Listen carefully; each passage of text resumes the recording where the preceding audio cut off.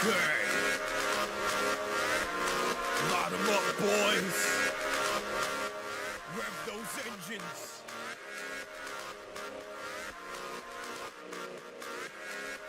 Let's go.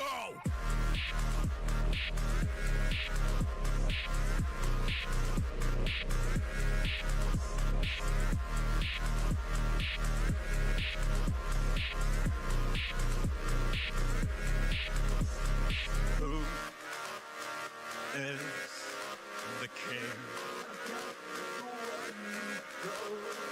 Who is the king?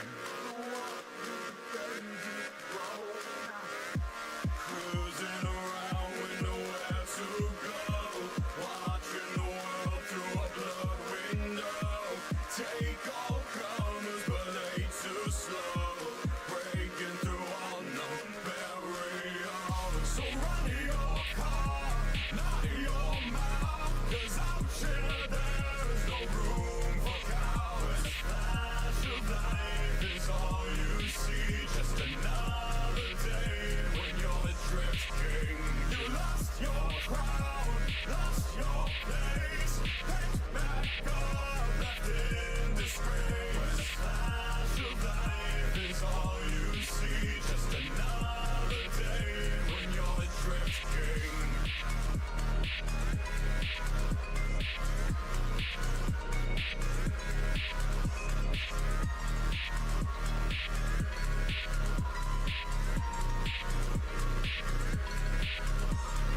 Who is the king? Who is the king? Cruising around with nowhere to go, watching the physical world implode. Take all comers, but ain't no show. So what next but the sound barrier? So run your car, not your mouth, 'cause out here there's no room for cowards. A flash of life is all you see, just another day when you're a drift king. You lost your crown, lost your place, picked back up, left in disgrace. A flash of life is all you see, just another day when you're a drift king. So run your car and not your mouth. From MommaOcco. Mercenaries 21 sent $5 for new hats. Now, enough about that. Want to hear about DoorDash failing tonight? All day long, the stupid system has been wonky since last night. Internet as well.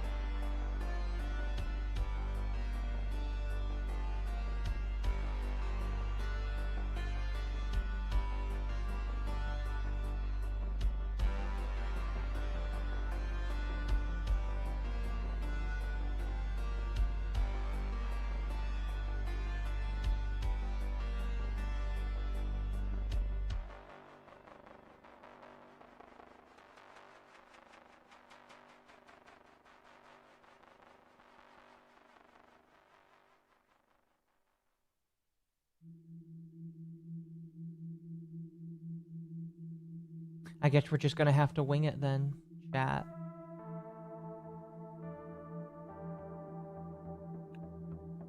Let me know when you're getting ready to pop over. I mean, like, I'm talking now, but... Oh, they can hear you now? Yeah. I heard about your very intense gooning session that you had earlier today. They want to know how it's going.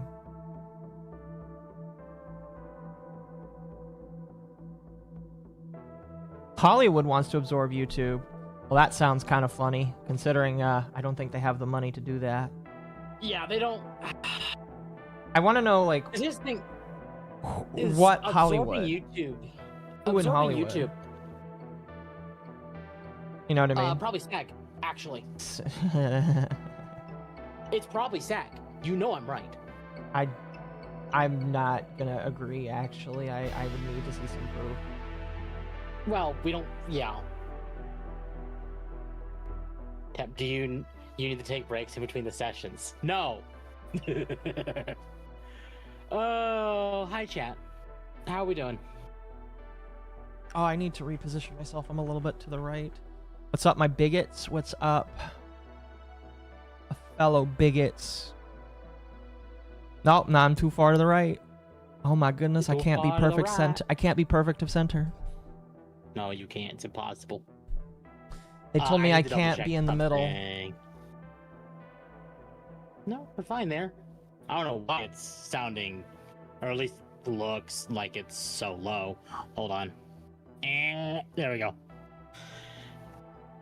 That might have just been... Oh. Sorry, I'm adjusting. Ever since the Friday stream, I messed with my audio mixer because I thought that I was way too quiet. Okay. But OBS had changed it so it uses the mic itself and not the audio mixer. So I messed with the audio settings on the mixer for no reason. So now I have to adjust things if it sounds too quiet, or like on the volume meter on OBS, if it's like too quiet or too low, or I forgot you have a volume mixer now.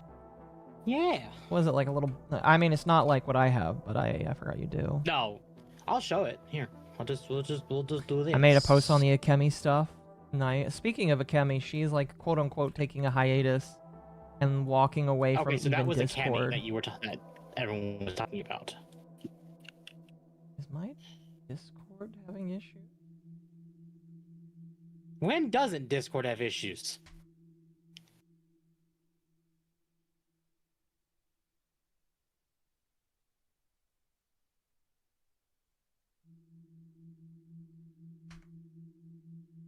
Oh goodness! On the next episode of Fleawave. That's a good one. Here, this is the audio mixer that I'm using. I'm streaming it to you so you can see it. Oh, I didn't think you were actually. Okay. Breed the dog. Oh, don't breed the dog. It's very bare bones, but it does what I need it to do. Yeah. That's fair. Which is primarily allow me to use an XLR mic. I mean, like, yeah, using an XLR mic is very important. So. Oh, goodness. But it's been a fun week, you know? It has. I got to complain about Warhammer. Well, I complained about a guy in Warhammer, and then I got to enjoy Warhammer. And I'm still figuring out which Space Marine I want to be. Now, here's the question. You probably won't. You're probably going to say you won't, but I'm still going to ask just to clarify for everyone. Whatever you decide, are you going to get a model of that little tiny one? What do you mean? Or as what you decide and then paint it? No, I'm not going to paint. Like yourself. Okay, so I will say this. Okay. Rage and I talked about this. If for some reason I get a sponsorship with like a not like Games Workshop, but if like a small game shop or like games store wants to sponsor Lucky EN and they send it for free, I will do it. Otherwise, I am not voluntarily going to buy my own. You're not gonna get GW. Period. I'm not. No, I don't want GW. Fuck that. Yeah, you're learning what we've been saying about GW for a bit now, and that's bad. Yeah, but you're kind of like still new to it too. I am, but I've been in it for way longer than you that I'm understanding the problems. Yeah. You're one of those guys that has to make a video whenever they talk about female custodies because otherwise you're not a real fan. No. I still find that ultra retarded. It's very retarded. I still haven't seen... now, maybe it'll take him a little while to make a video update on me. But Nelop, instead of, like, responding to me calling him a retard, has decided to call Arch Warhammer a Mega Gooner, which... I'm going to be honest with you, Arch is a single man, I think. Yeah, so, I'm sorry. I mean, like, yes, he is. I mean, I'm not going to disagree. Yes, he is. But I feel like he doesn't, like... Here's the thing. If you can't shit where you work, and I feel like he... Now, granted, I don't watch Arch, alright? So you guys can probably, like, immediately say I'm wrong and BTFO me. But it was my understanding that, like, all of his goonerisms took place on live, and it's not even really, like, him being an ultra gooner. He's just, like, a normal dude. Arch is a gooner? Well, I mean, yes, I'm not going to disagree with you on that's that, the but, thing, like... is, Arch is a single old dude. Guess what? Yeah, but again, I mean, like, that's a dumb argument, I feel like. But, like, again, my point is, I don't think he introduces it in his videos. As far as I know. I could be wrong. If he does introduce it in his Warhammer-specific videos, then that's a problem. But I don't think he does. Thank you for the 10. Festiva tipped Octopus Mommy MILF $10. Lord Goblin patron saint of I said a PC mushroom. gaming, depends from the heavens. I hope it's been worth the wait. He declares, offering the poor console peasants his divine gift Sorry, of is the that one new of these affordable Streamlabs Steam defaults, machines. or is that one you picked? What do you mean? The mushroom. Oh, yeah, that's one I picked out. I need to... Okay. One thing I want to do after I move is... And I'm glad that I don't stream UTT anymore because it means that I can actually, like... actually put together stuff better. I need to actually make some more stuff like that. I don't want it to just be yippies. I need to commission some new art for it as well. But yes, the mushroom is mine because of my love of MapleStory. Speaking of which, just as a random little side topic, MapleStory made a mobile game that's actually I will tell you right here, right now, I love MapleStory. I love the grind of MapleStory, but it gets really boring after like a couple days for me. So for me, what I like is just seeing, oh my gosh, big stats go boom in MapleStory. And I also really love a lot of the little areas in MapleStory. But I also, at the same time, don't want to download a 50, 60 gig game whenever I get the 2 to 3 day itch. You know what I mean? Yep. So No, absolutely. this will allow me to like just have it as a thing where it's just like, oh my gosh, I can go play in Luberdum Towers for like the very brief time that I actually enjoy this game, and then I can close it when I'm done. Although I haven't gone to Luberdum Towers yet. But yeah, like I am playing that. It's very fun. Anyway, going back to Arch for a moment. Like again, I think my big thing is yes, I think everybody, including Arch himself, will probably agree he's a gooner. But like, I don't care if his main videos that he makes talking about Warhammer lore are like free from that, you know? Absolutely. Because like I haven't watched the video by Nella, but it from what I've heard, he's just criticizing a lot of Warhammer people for being gooners or being degenerates, and I'm just like, my man, you sound like I don't know what it is, man. But like, I agree there should be a level. I've kind of come to Jesus about this level of shame that I feel like some people need to have, because I do feel like, and I kind of like have been slowly working on this myself this year, but I kind of feel like, you know, people are allowed to be adults in an adult space where adults congregate and talk about adult things. But I feel like there's a level of some shame where people are like, okay, maybe we need to dial it back just a little bit just so that things are fine. And I that is my opinion. I don't think that you need to dial it back to the point where like you're somebody screeching like you're some sort of Christian going around saying the whole world is evil, you know? But yeah. I do think that people need to like rein it in sometimes, which is what I'm trying to do, honestly. And I'm not going to be a hypocrite and say that you can't like be weird or cringy on the internet. I'm just saying, you know, people probably should just sometimes rein it in just a tiny bit, you know? Just a little bit. Just a tiny bit. Just a tiny bit. I don't know. Owning is fine as long as you don't go full bow. I would say that if you go full bow, that's way too far, you know? To the point where, and Gooning. yeah. Gooning is fine as long as you don't go full bow. Okay. Yeah. Well, I wasn't going to say that, but as a longtime console pleb, I'd buy a GameCube. Yes. We'll get to the GameCube here, chat. Probably not in the beginning. The GameCube but is going to be a bit of a longer one. It's Not a as long beautiful as Friday. topic. It's a very beautiful topic, in my personal opinion. Yeah. As a reminder, it will not. We are gonna talk about Valve. It will not be nearly as long as my Friday stream because we had several tech nerds. Well, several. So how long did you sit there and talk about it on Friday? With about 3 hours was mostly Valve. So we don't even need to stream about it then. You could just play the highlights from that.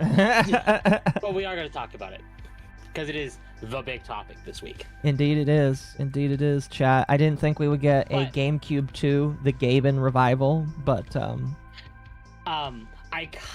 am not a tech nerd. Okay, Magma, will you understand enough? He's a Marine. There's a difference. Magma still understands enough. He understands enough. Oh, that's very mean. But Dylan and Bolt were the tech nerds, though, especially Dylan. Yeah. But GameCube is a good name, but I'm still call it the Steam Cube. Okay, so I'm gonna call it the GameCube just as a joke. I love the GameCube, but I watched the short thing. I sent it to Magma. And the idea, it's obviously, you see how so many YouTube shorts of the same guy, like, kind of dressing in different outfits, kind of pretending to be something or whatever. Mm-hmm. This short had this one guy being the consumer talking to Valve, saying, so what you're telling me is it is a cube that plays games, so it's a GameCube. And then he played like Nintendo as well, and he's like, did someone say GameCube? Does this mean I can sue Valve? That's funny. And it just goes along the whole thing of like, no, this is a GameCube. And I think that's why they call it a Steam machine. It's possible. Because anything with, like, even they could have even called it the Steam Cube, and that probably would have been fine. But Nintendo.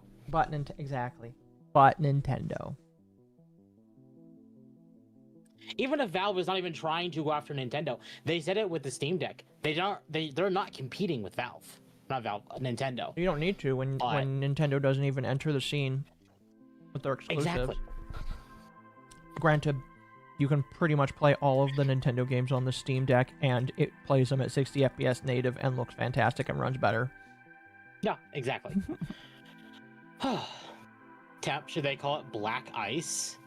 But Temp, am I on bow level? I don't know, Gabby. What are you? Excuse me, Akko. Yeah, I think Magma was Navy, wasn't it? Was it Navy? Oh, fair enough. I think Magma was Navy. Missed the opportunity to call it the Companion Cube. Again, we'll get into that. There's stuff to talk about. There's a special skin of that, but we'll get there. Yeah. So your week was good. Yep. My next week is going to be busy. Because you're moving next week. I am. Like I said, I'm not going to talk too much about my plans, but after Monday, there will be no more streams. And I don't plan to stream again until Friday. Maybe. Okay, till Friday. Maybe. Okay. Maybe. Because I wanted to kind of reiterate that there's a chance that Dogwave next week may be just me. No. Me and a guest. No. It'll be just fine. I mean, we should still find more guests to come on, but I'll be there by Sunday. Okay. You could have asked me this in DMs and I would have given you the exact same answer. That I know. I have asked you in DMs, actually. And I've told you, actually. You didn't give me a different answer. No. I gave you the right answer. Yeah, he's just trying to pad out the time of the show. Yeah. To be fair, we've already been live 25 minutes, and 10 of that was the countdown timer.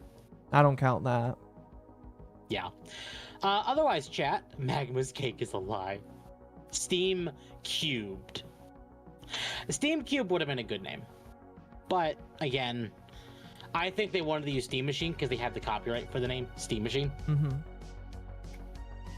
And also, doing Steam Machine is very basic enough that they will not be sued for any of it. No. Be very hard to do that, I would say. Exactly. So, I said to Akko that we don't have a whole lot this week. Like, it's enough to do the full time. I'm not worried. 3 to 4 But hours. it's not, yeah. But it's not like a lot. Here, we'll talk about this first. So Valve 2. is partnering with Capcom. I forgot that Dota 2 was Valve, I'm going to be honest with you. I sometimes just forget that Valve has made quite a lot of video games themselves, but it's always overshadowed by the point that, yes, they've made a lot of games.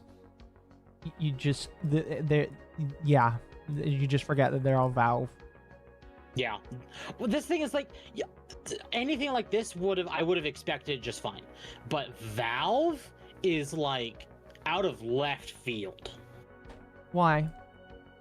Because you don't see Valve collaborate with, like, you see obviously their games published to Steam, but you don't see Valve collaborating with any of these big companies on their games, period. Like, the last time we saw Valve collaborate was technically Warframe. Because we have That's right, they did. They did. I forgot about that. 1999. Yeah. From MommaOcco. I forgot about But that was just Internet Valve's, Sin because it was the Master time sent period. $5 for more Thank you for the 5. Anyone hear about how disastrous And, COD they Black wanted to Ops work 7 with is doing? The time period, and having the time period be, hey, this is when Half-Life 1 came out. I think we're going to talk about COD a little bit later, Zen Master, but thank you. Yes, we are going to talk about COD. I heard it was really bad. But why Dota? Because Dota 2 is the only consistently updated game from Valve. It is? Yes. What kind of game is Dota? Because I've never played it, and people are going to get mad at me for saying League of that. Legends. Okay, so it's their League of Legends. I get you. Yeah. Is it as toxic and evil? It can be, but it's nowhere near as toxic as League. It can be toxic, but it's not as toxic as League. Okay. But the big games that Valve has are like Dota, like that are constantly updated, are Dota 2 and Counter-Strike 2, and that is it. I see. Team Fortress 2 might have the occasional update, but there's no new content coming to it. I mean, And any new content coming to it is fan-based. but it's not a live service game, so I don't expect that game to be updated. Technically, Team Fortress 2 was a live service game, but it stopped being updated.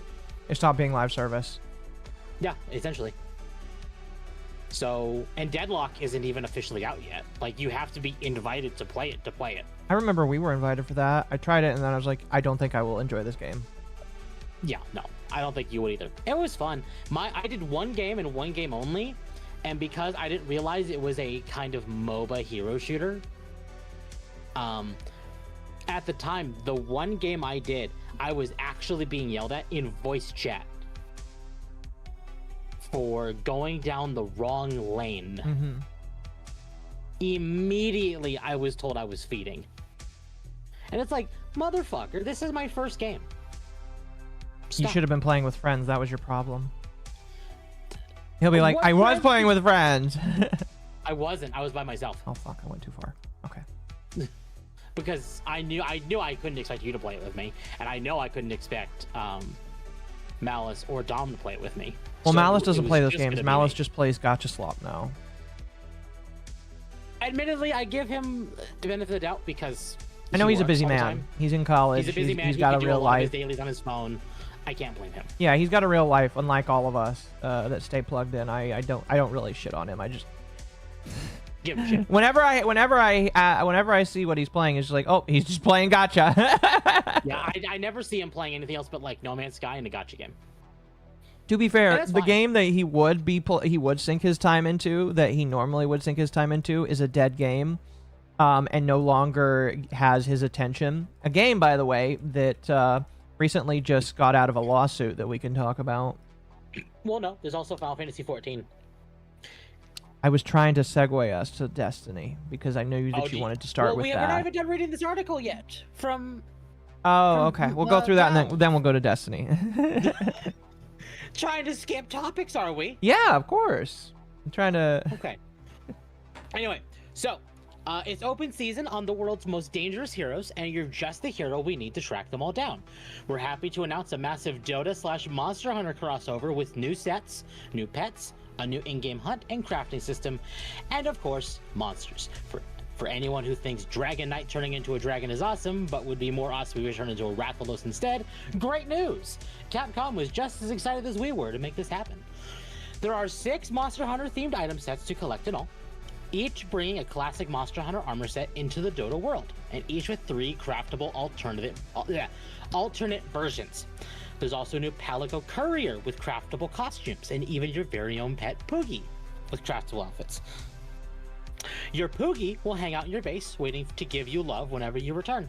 And assuming he's house trained and not pooping in your base, the core version of each hero set is what? Excuse me. Pooping in your base. I know you haven't really played Monster Hunter. I played the recent one to completion, so No, you didn't. I got to the credits. That's completion, my man. Anyway, you did not play. I will argue with you on this Poogie, all day. I got to completion. and I will win this argument, and you will continue to fight it. I don't care because credits counts. All right. Anyway, so Poogie is essentially a little. It's kind of like Piglet, ironically, Piglet from Winnie the Pooh, Okay. but as an actual pig, and the pig just kind of wanders your base in world. And it shits all over the place. No, but because people assume, like, just kind of let pigs be pigs, even though pigs are actually some of the cleanest animals in the world. They're still Yeah. pigs Mhm. and just shit. Cleaner than humans sometimes, I would say. Yes, they are. Sometimes. But they're an animal. Yeah, I mean, you expect them to just shit.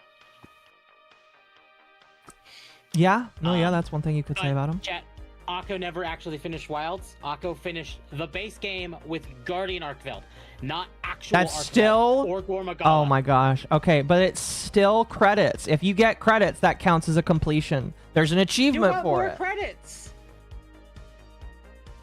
I don't care. One set of credits is good, all right? A lot of people recognize that the credits of a game are when it's completed. Anyway, so the core version of each hero set is available to all Dota players for free and can be crafted once you've harvested the necessary materials from hero hunts. In addition, the Hero Atlas will help you track your progress, explore hero lore, and gather dispatches from the farthest realms, penned by Axe's loyal scribe, Goodkind. For those that want more, the Expedition Pack includes more of everything: usable Monster Hunter monsters, Rathalos for Dragon Knight, and Bolfango for Beastmaster, a Monster Hunter music pack and seasonal spray collection, and a bundle of crafting materials to get you started. Expedition Pack holders can also craft exclusive Poogie, Palico, and hero set variants with custom ambient and immortal effects. The hunt is on and will run for the next 3 months. Get in the game, vanquish your enemies, and transform your victories into new items. Oh, and look out for monsters. So what I'm So this hearing is actually that is you are going to be live playing right now. Dota 2. Obviously, I'm not. Aqua is a bad example because it's a lost cause. The Anti-Fox who has deemed UP a lost Chat is cause upset and with me now. Mercenaries 21 donated I'm not $5 surprised. to help her with I her guess Aqua will troubles. never fight Omega Credits Planet do Tees? not Nope. count Akko until you get Aqua all will the also stuff never that's in the fight game, Base including Arkveld DLC. or Wild's You haven't Gormagala. finished it. It counts, all right? No, it doesn't. It counts. Nope. See, I'm sure chat will agree with me on this. You do not finish Wilds until you at least finish Arkveld. You know what? I will leave it at you don't have to do title updates, but Arkveld.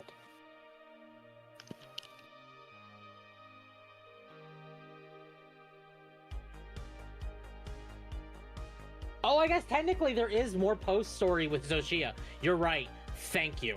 technically there's a second Zoshia fight. Yes. So, fair enough. But yeah, the Dota thing is coming. This is cool. Yeah, I would say so. And all of you that like Dota, I mean, this is here.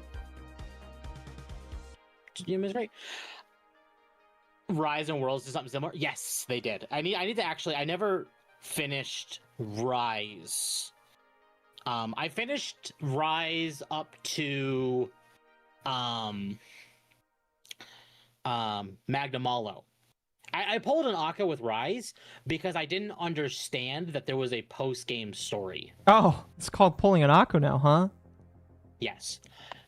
But now that I do know that, I do want to go back to Rise on PC and finish everything. Because I still have to do the expansion for Rise anyway. And I need to finish Iceborne because I've not finished Iceborne. Lots of Monster Hunter play. And I still have to play Monster Hunter Stories 1 and 2 before Monster Hunter Stories 3 in March. So much Monster Hunter. And I'm trying to get back into Wilds because we're weeks away from Title Update 4. Mama and not Dad stop fighting. Mom and dog stop fighting. Monster Hunter Stories is pretty good. What I've played is good. I just need to sit down with it. Anyway, so you wanted to talk about Bungie. Yeah, let's talk about Bungie.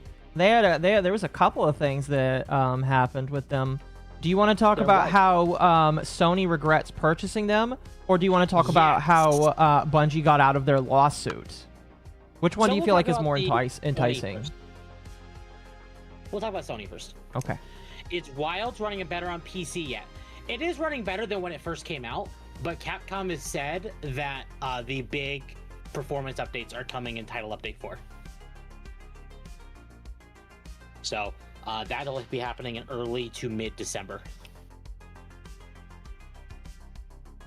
So be ready for that.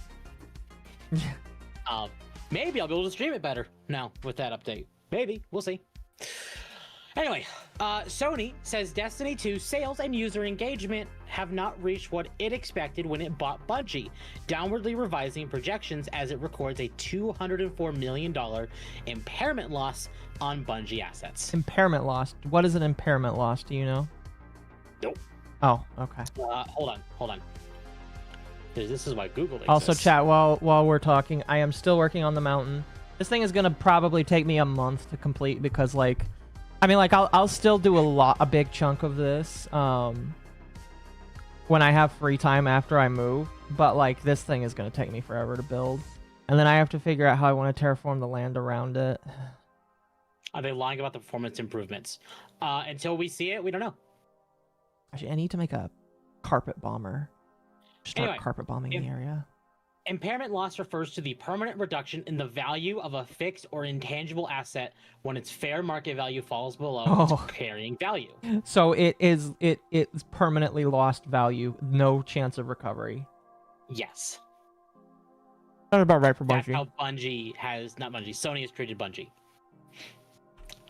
So, damn. That sounds about right. Sony It's like saying that Destiny somebody's 2 disabled, honestly. Really, it kind of is. Sony says Destiny 2 is underperforming against its acquisition expectations, lowering projections and recording an estimated $204 million impairment tied to Bungie ahead of December's Renegades expansion. Which I want to add on to this. I saw that Renegades is up for pre-order now. Yeah. Do you know how much it costs to buy Renegades by itself? Over 100? $40. Oh, I overshot that. You overshot it by a lot, but Edge of Fate was also 40, which means to buy both DLCs, which for the Year of Prophecy bundle is $80. So you know what, Bungie, I actually applaud you for that. Because they reduced the pricing and stuff. Well, no, the Year of Prophecy bundle is $80. That means it is accurately listing $40 per expansion. No, oh, yep, you're right. Because that was a problem. Which means That's been a problem. And the Ultimate Edition is 100, but the Ultimate Edition also comes with other Right. stuff, like other Internet cosmetics Sin and Master stuff. discovered you for the Mom has five. milkers and gave $5. You know what? I actually can't get too mad at Boss that. is polite finance speak for this asset. 'Cause it It's lasts- dog shit now. Thank you. Kind of. I would say that Bungie is dog shit now, honestly. They are, yeah. However, chat, you can't flame me. You can't flame me. All right, can't flame me. All right. You wanna Paco's already reinstalled it. no you wanna know why, chat? Here, let me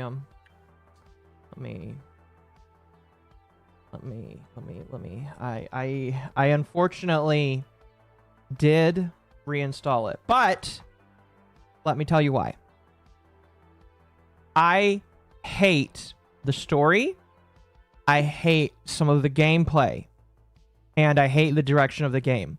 However, there are no... Well, I can't say that. I want to take pictures of Nessus, because Nessus is actually a beautiful planet, and before they decide to yeet Nessus away, or just yeet the entire game away, I need to get in there and take pictures, because I want to build a biome in Minecraft based off of Nessus. So, my plan is to go in there for a couple hours and take a bunch of pictures of Nessus, so that when I start building a biome that looks similar to Nessus, I want to make like a bunch of cubes, like futuristic looking cubes, you know? I basically just want to build my own little Nessus, but not call it that. So my goal is to log in and do that. So, chat, I want to give you all an idea that Occo has now approved of me playing Destiny if I ever want to again. No, I have not said that. If you log in to do more than just take listen, I think if you want to log in and take pictures of the environment, because the environment is pretty, that's fine. I don't think you're a cuck for doing that. But if you decide that you're going to play and resume with the new content, I think you're a cuck, honestly. And you're just letting your money get taken away by a company that hates you. But yeah, I did reinstall it specifically for the purpose of taking those pictures. I'm going to have to do that, like, after I move. I still do raids with the clan. See, I would have considered doing that if my clan was I'm gonna be active honest all. with you. I probably would have prolonged not uninstalling Destiny if I had people to play with, but everybody quit Like, playing by Destiny the- because fuck Destiny. By the end, it was only me, Occo, Dom, and Malice, and even Dom was like, you know the meme where like the Pikachu meme. You saw Detective Pikachu, right? Yeah. You know the scene where Pikachu is in the fighting ring and he grabs the bars and he's just like, let me the hell out of here? Yeah. That was Dom. No, yeah. I mean, like, it got to a point where it's just like, I got so bored with like the story that I was just like, I don't even know why I'm still touching this. And again, I will gladly log in. I will gladly say that I have it downloaded, but only to take pictures. I'm not going to do anything but take pictures and look at the architecture because I want to steal it from my own world in Minecraft.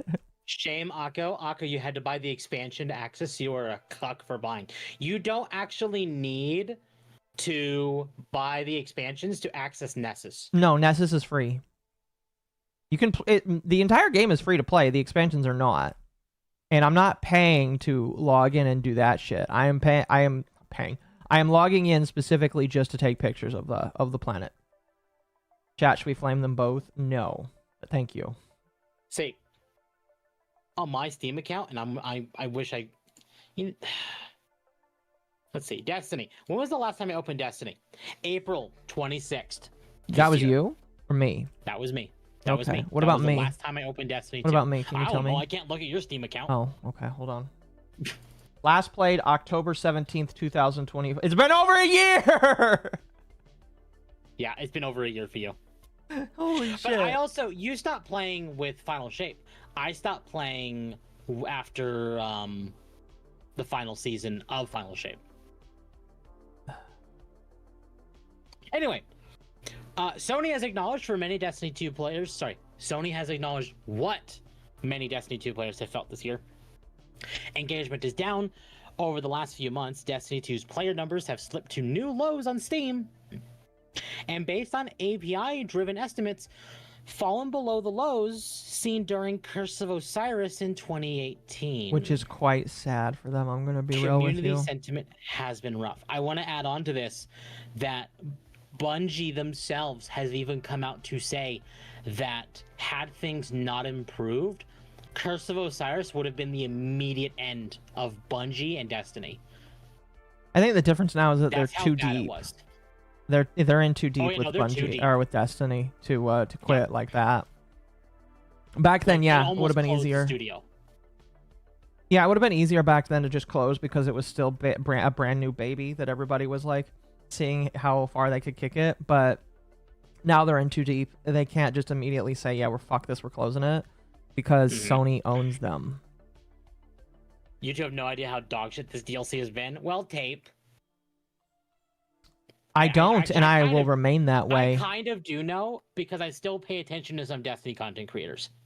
Yeah, that's fine. Watching Destiny watching people be masochists is just fine, I would say. Like Asdacross and Sweatcicle are two I keep an eye on. Yeah, I would say that Asdacross that's been playing fine. Arcaders a lot. I mean, like, he's got to play something else. I'm sure that he's like very upset and wants to do something that doesn't involve like feeling like he's poking his eyes out with a hot stick or some shit like that. Temp, after Akko reinstalled Destiny 2, she basically lost the moral ground to shame me. No. I can still again. The idea is if you play the game, you're stupid. But again, I don't feel like there's any qualms with logging in to get pictures specifically so that I can use it to build things in another game. Like, I'm giving you shit because I can give you shit. No, yeah, and that's fine. That's fine. Chat's not allowed to though. All right, chat. If you're gonna make fun of me, you might as well pay me first. No, I'm just kidding. We could do the Arc Raiders. We do have to do an Arc Raiders stream because Akko did buy Arc Raiders. I do. Mizu would like to play with us though. Yeah, that's fine. Don't know when that's gonna be, but probably after I move. No, Temp just right stream you. No, I was reading from my chat, Internet Zen Master. And that was Gabby that said that. Yeah. Temp, is Nintendo on the docket, specifically the Galaxy movie? Yes. Thank you for the 5. And Metroid. Bungie, activation. The people behind great studios we used to love. It's always the ship of Theseus over and over and over again. It never ends. Well, here's what I would say. I agree that the Ship of Theseus is probably the right way of saying it. Here's what I would say. Eventually, I would say, it's really sad to say it, but games typically have like a decade or two, or game studios have like a decade or two where they're good if they do start out good. And, 5 to 10 years are really all you've got with a game company, because eventually people are going to get replaced, people walk out, people do different things, and it sucks because that's not really what you want, but that's just the truth of the matter is people leave, people edge themselves out eventually, or the company edges them out eventually, and not really much you can do about it, Yep. People are pissy about the new Metroid NPC. I heard that a lot of people were like saying now that they're not going to buy Metroid. Even Medicare was saying that. Well, Medicare hates everything. No, he really doesn't, but that's not true. He loves anime and I'm gonna femboys. kind of give my 2 cents right now because we talked about it on Friday as well. As the resident fucking tech nerd, I felt it because this whole thing was, okay, is it worth being stuck on an alien planet with no way to get out, or be stuck in a cubicle next to Paul? Paul. Which one's better? Paul. Who's Paul? Is that the name of the guy? No, it's just a random character. Okay. Again, like, it's just a random character. So the idea, now we're going to talk about it more later. Metroid Prime 4 has Federation troopers with you on the planet. I can see where the fanboy would come from. It's more than a fire team, but it's practically like it's several members of the Federation that got transported to this planet with Samus. So you need to work with all of them to get off the planet. And everyone is not talking about the other characters, exclusively the tech nerd who sounds like a nerd. And now it's woke garbage. You all need to chill the fuck out. But we'll play that clip later so Akko can see it for sure. No, yes, pretty much. Anyway, now Sony has put a hard number on the business impact in Sony's quarter 2. FY 2025 earnings call, Sony recorded an impairment tied to Bungie's Destiny 2 assets and says it has downwardly revised its projections for the near term. The write-off is 31.5 billion yen, roughly 204 million USD at current exchange rates. Sony says Bungie's Destiny 2 is underperforming.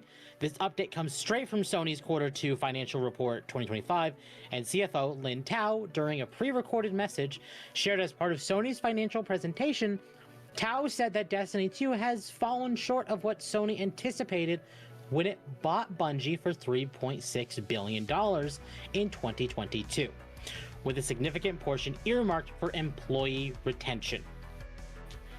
She explained that the $31.5 billion yen impairment against a portion of Bungie's intangible and other assets in connection with Destiny 2, along with an 18.3 billion yen expense tied to development cost correction, were the main reasons why PlayStation's gaming segment, Game and Network Services, saw a drop in operating income despite an overall sales during Q2 financial 2025. You can read Lin Tao's comments on the pre-recorded message below. Regarding Destiny 2, partially due to the changes in the competitive environment, the level of sales and the user engagement have not reached to the expectation we had at the time of the acquisition of Bungie. While we will continue to make improvements, we downwardly revised the business projection for the time being and recorded an impairment loss against a portion of the assets at Bungie. During the live Q&A portion at the earnings call, Lin Tao was asked whether this impairment could be the start of more write-downs tied to Bungie. She clarified that while the goodwill from the Bungie acquisition is tied to the broader PlayStation segment and thus wasn't impaired, other Bungie assets like Destiny 2 and Marathon still carry value that could be reduced in the future if they don't perform. Basically, what she's saying is there are areas where buying them was still useful, but when it comes to the shit that came with them, it's fucking dog shit, is what they're saying. Oh, yeah. Yep. Absolutely. That's brutal. They don't like my baby. Oh, yeah, exactly. This is an impairment loss of Bungie's intangible assets, Tao said. These assets are the target for the impairment loss. As for goodwill, that is supported by the whole game segment. So there will not be any impairment loss for goodwill. For this time, Destiny 2's game performance did not reach the expectations we had when we acquired Bungie. We still have some intangible assets, and the question of whether there is still any risk remaining or not. Marathon, which is going to be launched, and Destiny 2, if the performance does not reach what we expect, of course. There is a risk of impairment loss, but we don't believe this will impact the whole game segment, at least at this point in time. Sony acquired Bungie in early 2022 for $3.6 billion, roughly $1.2 billion of which was set aside as retention incentives for Bungie employees. Which never went to them. Allegedly. Exactly. Allegedly. From what we've heard, that most of that actually went to Pete Parsons. Yes, for his cars, allegedly. Yeah. The studio has since maintained operational independence, though Sony recently said that Bungie's autonomy is getting lighter as it absorbs more of the Destiny 2 developer. Bungie, meanwhile, is preparing to launch Destiny 2's next major content drop, the Star Wars-themed expansion Renegades, except to arrive on December 2nd. So yeah, do not expect Bungie to live 2026. I am surprised they've gotten this far. I am too. Honestly. I was sure they were going to be dead in the water with 2025, but... Yeah, no, I kind of treat it like I look at them like I look at Twitch, where I'm just sitting here like, how the fuck are you still here? What deep dark backroom deal did you make that allowed you to survive, you know? And no, yeah, maybe I'll never get the answer for that. I'll be honest with you. It's one of those I have to get to heaven to figure it just out. I have this I have this theory that when you get to heaven, you get to access all the secrets of the world. And there's a lot of little things where I'm just like, you know, I really want to open up the book of life and see what that person was doing on that day on Epstein. No, I'm just kidding.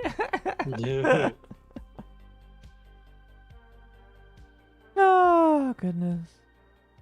That's not the article I was looking for. We could talk about that, but that wasn't the one I was looking for. Where is it? I swore I put this in our docket. Oh my gosh, did I do that perfectly? No way I did that perfectly. Here it is. Thank you, Tapeworm. I did. What the fuck? So Destiny 2 Red War copyright lawsuit ends as Bungie reaches full settlement with author. Now, we should give some backstory just so people understand kind of like where this lawsuit came from. Because even though a lot of people knew this was happening, I don't think everybody knew that like there was a lawsuit in the background that's been going on for, I want to say, like a couple of years at this point. Like this wasn't like a within the last like 2 or 3 years. It's been with like 5 years, right? No, this case was first filed in October 2024. Oh, so it was in October. Okay, never mind. I am retarded. It's been just over a year. Okay. And it settled pretty quickly, it sounds like. Did they ever go to trial, or was it just, did they just get initial depositions I don't remember if they did. Fair. So, Bungie has fully settled the Destiny 2 Red War copyright lawsuit with writer Matthew Martineau, ending a year-long legal fight. The copyright lawsuit against Bungie over Destiny 2's Red War campaign has finally come to an end. The case was first filed in October 2024 by sci-fi writer Matthew Kelsey Martineau, who claimed Bungie copied major parts of his 2013 to 2014 online stories. He argued that Destiny 2's Red Legion faction, the Red War plot, and several story elements were taken from his work. Once the case survived Bungie's attempt to get it dismissed, it moved into a long discovery process that pulled old campaigns, lore, and even YouTube videos into discussion. I remember that because they didn't have the actual actual stuff campaign. was gone, so they actually went to content creators to get footage of the damn game they made to back up their case. You know, if I'm Sony, I'd be suing them for like destroying their content. Be like, bro, this is part of the reason why we bought you and it's all gone. Well, they bought Bungie after that happened. How do you lose the source code for the game you made? You forgot to put it on a floppy disk. That's what happened. All right. Anyway. There's like 5 or 6 floppy disks that they just lost in transit. What? Anyway. No, sorry. I've been tired all day. Oh, okay.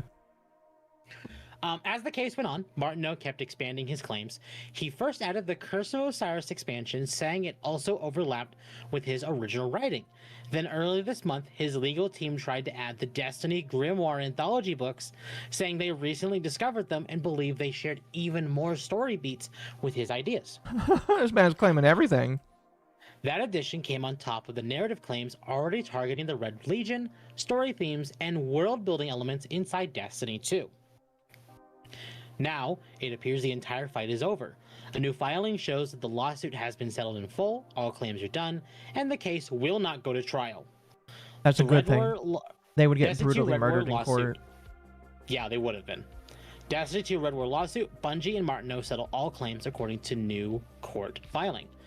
According to a minute entry obtained by the Game Post, a settlement conference was held on November 12th, 2025, in front of Magistrate Judge North. It says the talks were successful and they resulted in the settlement of all claims. A settlement conference was conducted on this date before the undersigned magistrate judge. The filing reads, negotiations were successful and resulted in the settlement of all claims. The court thanks counsel, and the parties for their efforts in bringing this matter to an amicable resolution. The negotiations Update. did not fall through. Update, November 14th, 3:28 p.m. PT. A new court filing obtained by the Game Oh Post no. has now made the settlement official. Judge Susie Morgan has issued an order confirming that all parties have firmly agreed upon a compromise. In this case, the court has dismissed the lawsuit in its entirety without costs. The judge also gave a 60-day window for either side to reopen the case if the settlement falls apart for any reason. The order states that the court is keeping jurisdiction during this 60-day period so it can enforce the settlement if needed. The court having been advised that all parties have firmly agreed upon a compromise in this matter, it is ordered that this action be and is hereby dismissed as to all parties.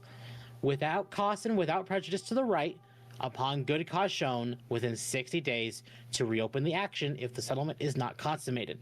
The order reads, in addition, the court specifically retains jurisdiction to enforce the settlement agreement if settlement is not consummated within 60 days. This filing confirms that the case is closed on the court's docket with no trial expected unless the settlement fails to be completed within the 60-day window. So it's not done for 60 more days, basically. No, like they've settled, but this is basically there in case Bungie decides to give more money to Pete Parsons instead of, you know. But I thought he was gone. He is. I'm being sarcastic. Okay. That's fair. Original story. At this time, there is no information on the settlement terms. We do not know the amount, whether any non-monetary conditions were included, or how the final agreement treats the Red War, Curse of Osiris, or the Grimoire Anthology. If more documents appear in the case file, we will update this section accordingly. Chat says, may this last longer than the Middle Eastern ceasefire. Oh, chat, come on now. You're funny. This is not- You're right, but you're... This is not the only legal issue Bungie has been facing. A separate lawsuit God, involving she's got former milkers. Destiny 2 game director Internet Christopher and Barrett master is still design. active.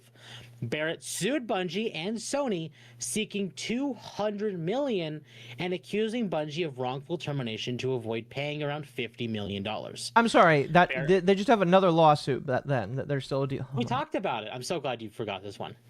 Dude, there's so much game news that happens. I do forget about stuff. I get it. This is your thing, not mine. This is my thing, yeah. Barrett was reportedly fired from Bungie after at least 8 female employees came forward and reported that Barrett had made them feel uncomfortable and behaved inappropriate toward them. Oh, it's sexual misconduct. Yeah, and I don't know if like he did that or not. It's alleged. He says he didn't, but as far as like this lawsuit, this one's pretty much done and dusted. For now. Yeah. We have 60 days until it's done. Dude was basically trying to claim IP on the concept of a coalition of aliens in the style of the Roman Empire with a tyrannical ruler. Yes. Yep. Yeah. And yeah, that's not great. And he won. I guess we'll talk to. He won. I guess he won. Yeah. Now, admittedly, there might have been very specific details in that lined up too well. I don't know. I have not read his stories. I'm gonna be honest. We probably. I kind of want to see at least some of it. I don't know. Yeah, I do too. Our final thing for Bungie for the day, because we have the TWAB on Thursday. Bungie calls Edge of Fate the wrong path for Destiny 2, saying the power and tier grind will never be a substitute for earning a trophy, and that the system clearly failed. Bungie has admitted the Destiny 2's Edge of Fate update pushed the game in the wrong direction, confirming major changes to power, gear tiers, and progression as part of the newly revealed Renegades content calendar. Destiny 2 has been through a rough few months. You don't say. You don't exactly. Bungie is finally saying the quiet part out loud with the release of the new Renegades content calendar. The studio openly admits that Edge of Fate's entire vision for progression, power grinds, gear tiers, and the portal was simply the wrong direction for the game. That was the update most recent launched- expansion. Yes, this was the one that came out at the beginning of the year, pretty much. Okay. The update launched with a huge push towards climbing gear tiering, tedious power level grind, and heavily relying on the portal for new rewards. On paper, this was supposed to refocus Destiny 2 for our releases and player to call to action on a familiar but deeper pursuit of power. Instead, the game broke down almost immediately. Edge of Fate shipped with bugs, rewards not dropping correctly, Armor 3.0 issues, and an overall system that felt more like homework than fun. Many players complain that the portal feels like a chore. Now, as part of the new Renegades content calendar, Bungie is finally explaining what went wrong and what's changing. They have to do that every fucking expansion, you know. They do. Because again, here's the thing. Final Shape did very well, Edge of Fate did very bad, and I have a sneaking suspicion that Renegades will actually do fairly well, because Bungie always does one good, one bad, one good, one bad, one good, one bad. It's Which really means unfortunate Renegades that will happens. succeed, and the one after Renegades will fail because they got complacent again. Well, okay, There is okay, a okay, pattern okay, to okay, Bungie's okay. madness. Listen. That's assuming that they get something after Renegades, my man. It is assuming. You're assuming that a but lot.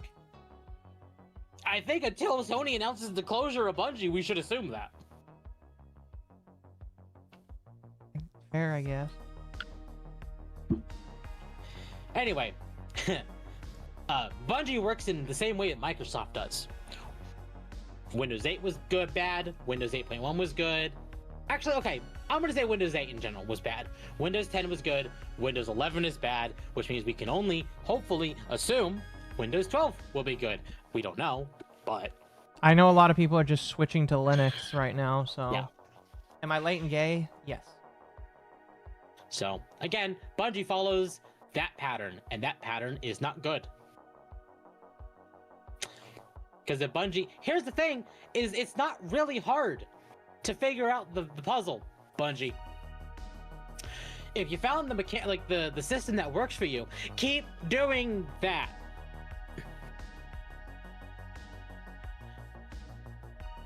Now, admittedly, I can't give them fault entirely for Lightfall.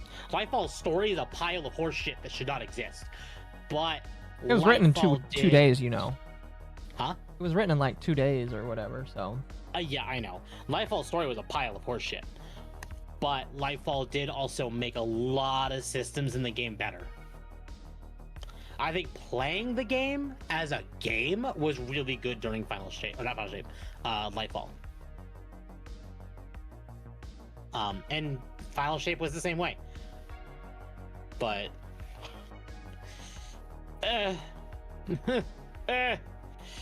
Indeed. Edge of Fate's bad, and the seasons for Final Shape, I'm sorry, were bad. I can't remember. Did you play Edge of Fate at all? No. Okay. Tapeworm did, but I didn't. Fair. Lightfall, the year of filler. Yes, it was. Yes. Anyway, the feedback made it clear that this was the wrong path for Destiny. In the new post, You think? Bungie doesn't try to sugarcoat things. The studio says the MommaOcco. entire power Our and tier Thomas sent grind simply $5 wasn't for fun more or hats. meaningful. Hail is Instead crap of and feeling like Bungie. you were earning something special, you were just climbing through throwaway tiers to get to the gear you actually wanted. The portal also pulled too much of the game's sense of exploration away, turning progression into a loop that didn't feel like Destiny. With Edge of Fate, we presented a different vision for the future of Destiny 2's core game. Bungie said, one intended to refocus our releases and player call to action on a familiar but deeper pursuit of power and ascending to higher tiers of gear across a wider range of activities, supporting customizable challenge and concert. Yeah, come on, brain, I need you to function, please. Commensurate rewards. Very quickly, the feedback made it clear that this was the wrong path for Destiny. Even if our execution had been perfect, we see plainly that it was not. It is clear You that think? grinding power will never be a substitute for earning a trophy. Climbing through throwaway tiers en route to the gear you want to build around isn't aspirational, and the portal itself surrenders too much of Destiny's feeling of place and exploration. These lessons, and many others besides them, has been taken to heart by our team over the last 3 months. I will believe it when I see it. According Indeed, to the same studio, here. the last 3 months have been entirely focused on fixing the updates, has been entirely focused on fixing this. Are you alright? Updates from... Yes. Alright, you just... I read forward without seeing the period. Oh my gosh, you are autistic. According to the studio, the last 3 months have been entirely focused on fixing this. Updates from 9.0 through 9.1.5 were all about speeding up rewards, improving drop rates, increasing player choice, and making it easier to play with your friends without worrying about power gaps. Alongside this, Bungie laid out what's coming next with Renegades. Update 9.5.0 launches on December 2nd with the full campaign, the Lawless Frontier activity, an exotic mission, the new Blaster's weapon type, the Praxic Exotic Blade, and the new Equilibrium dungeon, releasing on December 13th. They're releasing a new type of gun? Yep. Oh my gosh. It's hand cannons, but it's a new archetype. Okay. Power catch-up is being simplified. Seasonal power now carries forward, and the vault is getting a much-needed 300 slot increase with proper sorting tools. Hey, Dado, it's time to start going through people's vaults again.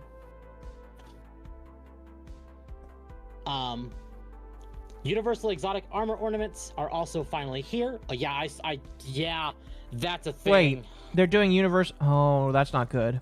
I don't like that. Yeah, every armor ornament can now have, or every exotic armor can have an exotic armor ornament of anything in that tier. That's just like So say invalidating you're a lot running- of Say you're running Aeon grips or Aeon whatever, those ones. Mm-hmm. But you could run like Liar's Handshake armor skins on that instead. Again, that just kind of invalidates a lot of why people buy, because some people buy the ornaments because the regular weapon itself looks like shit. So I don't know how I feel about that. It's amazing watching Temp come crawling back to Destiny on his hands and knees like a better wife. Excuse me, Victus. That's false. We're talking about the news, not me going back to this godforsaken game. Damn, Victus, come on now. You have to wait a week or two before before you say that about Temp. But yeah, Renegades is the thing. Mm-hmm. Again, I will believe when I see it. There's people in both our communities that play the game still, so We'll hear. well, I guess we'll hear from them how it goes. We'll hear. As if it was okay, not a strong start to the new saga though. Temp almost activated Bimbo mode. Oh no.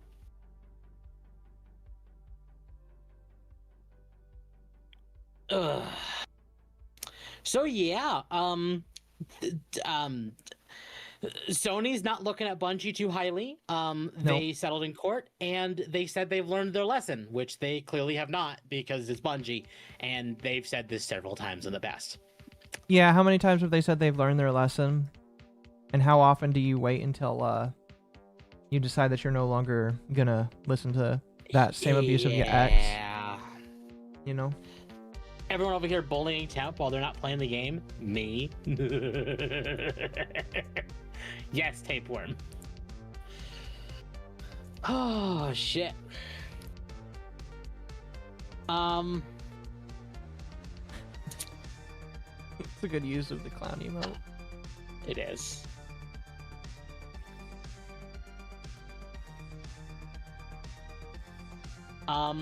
Is this still here, or what? Did they remove this post? They did not. Oh, good. Now I want to add context. I tried going to Apple's Twitter and I could not find verification of this. In fact, you want to see how much Apple has posted I'm sorry. on Twitter? I'm sorry. Wait, they don't post. They don't post shit. Like, not even replies. They don't post shit. That's probably the best thing for them, honestly. But going back to this other post, am I understanding correctly? They want $230 for a pocket. Okay, so for those that don't know, women don't have pockets because women don't have pockets. They have They purses. choose not to have pockets. There's a difference. Women don't have pockets. They have purses. And so for Apple to solve this first world problem, they are selling a $200 strap that you can use for your phone instead of putting it into a fucking purse. Yeah. Did I see that Rosie complained about Twitch again? Okay. I'll take a look. I'm not gonna bring it up But tonight Occo, though. They're getting pink and purple and orange. I don't Ed. care. Fucking Apple. This is just a sock with a slit in it. It is. Oh, Rosie deleted the post. If she complained, she deleted it. It looks like that. Oh wait, no. Interesting. Looks like a Sorry, go tube ahead. sock cut down the middle. It does look like it too. does. Exactly. I like how the Wait, first post this- saying, I'm sure this is millions of how they retards will intend buy to it. hold it. And also, I just realized something about this image. Look at her shirt. Look at the seams on that shirt. Is she wearing that shirt inside out? She's wearing that shirt inside out. Is that a new fashion thing? I'm not. I don't keep up with fashion. I'm still like, you know, as a dude, I like to. I kind of want to like, you know, those guys that when they go out and they go like places, they like wear jackets now. Not like jackets, but like those cool ones, and not even like not the ones that are like Sunday school ones, but or like pursuit ones, but just like jackets that look nice. I want a jacket like that, just because it looks cool, and maybe I'm like previous decade in what looks cool, but like, is this a new style? Is what I'm asking is this a new style?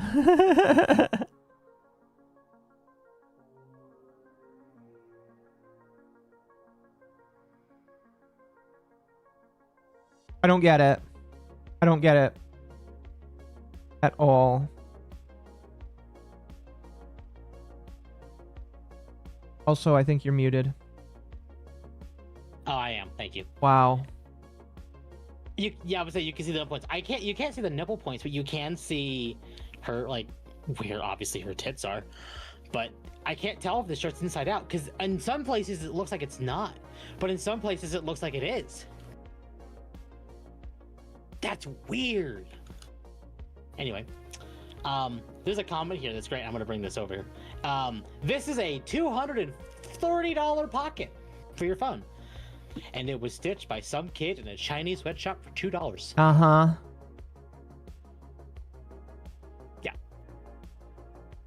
Uh-huh. It's probably AI. You're probably right. It probably is AI. Wait, are you saying that this could be fake? No. I think this is real, because this is 100% an Apple thing to do. Right. That's why I'm just like, yeah. But this image could be AI. An unfashionable Gyaru, false Gyaru. Imagine if she was using piercings. Oh no. Monger has something to say about this. Yes. But yeah, this is funny. This is fucking stupid. This is Apple. It just like, cause like here's the thing. I am already making projections for things I'd like to get next year for my self-hosting journey I want to work on.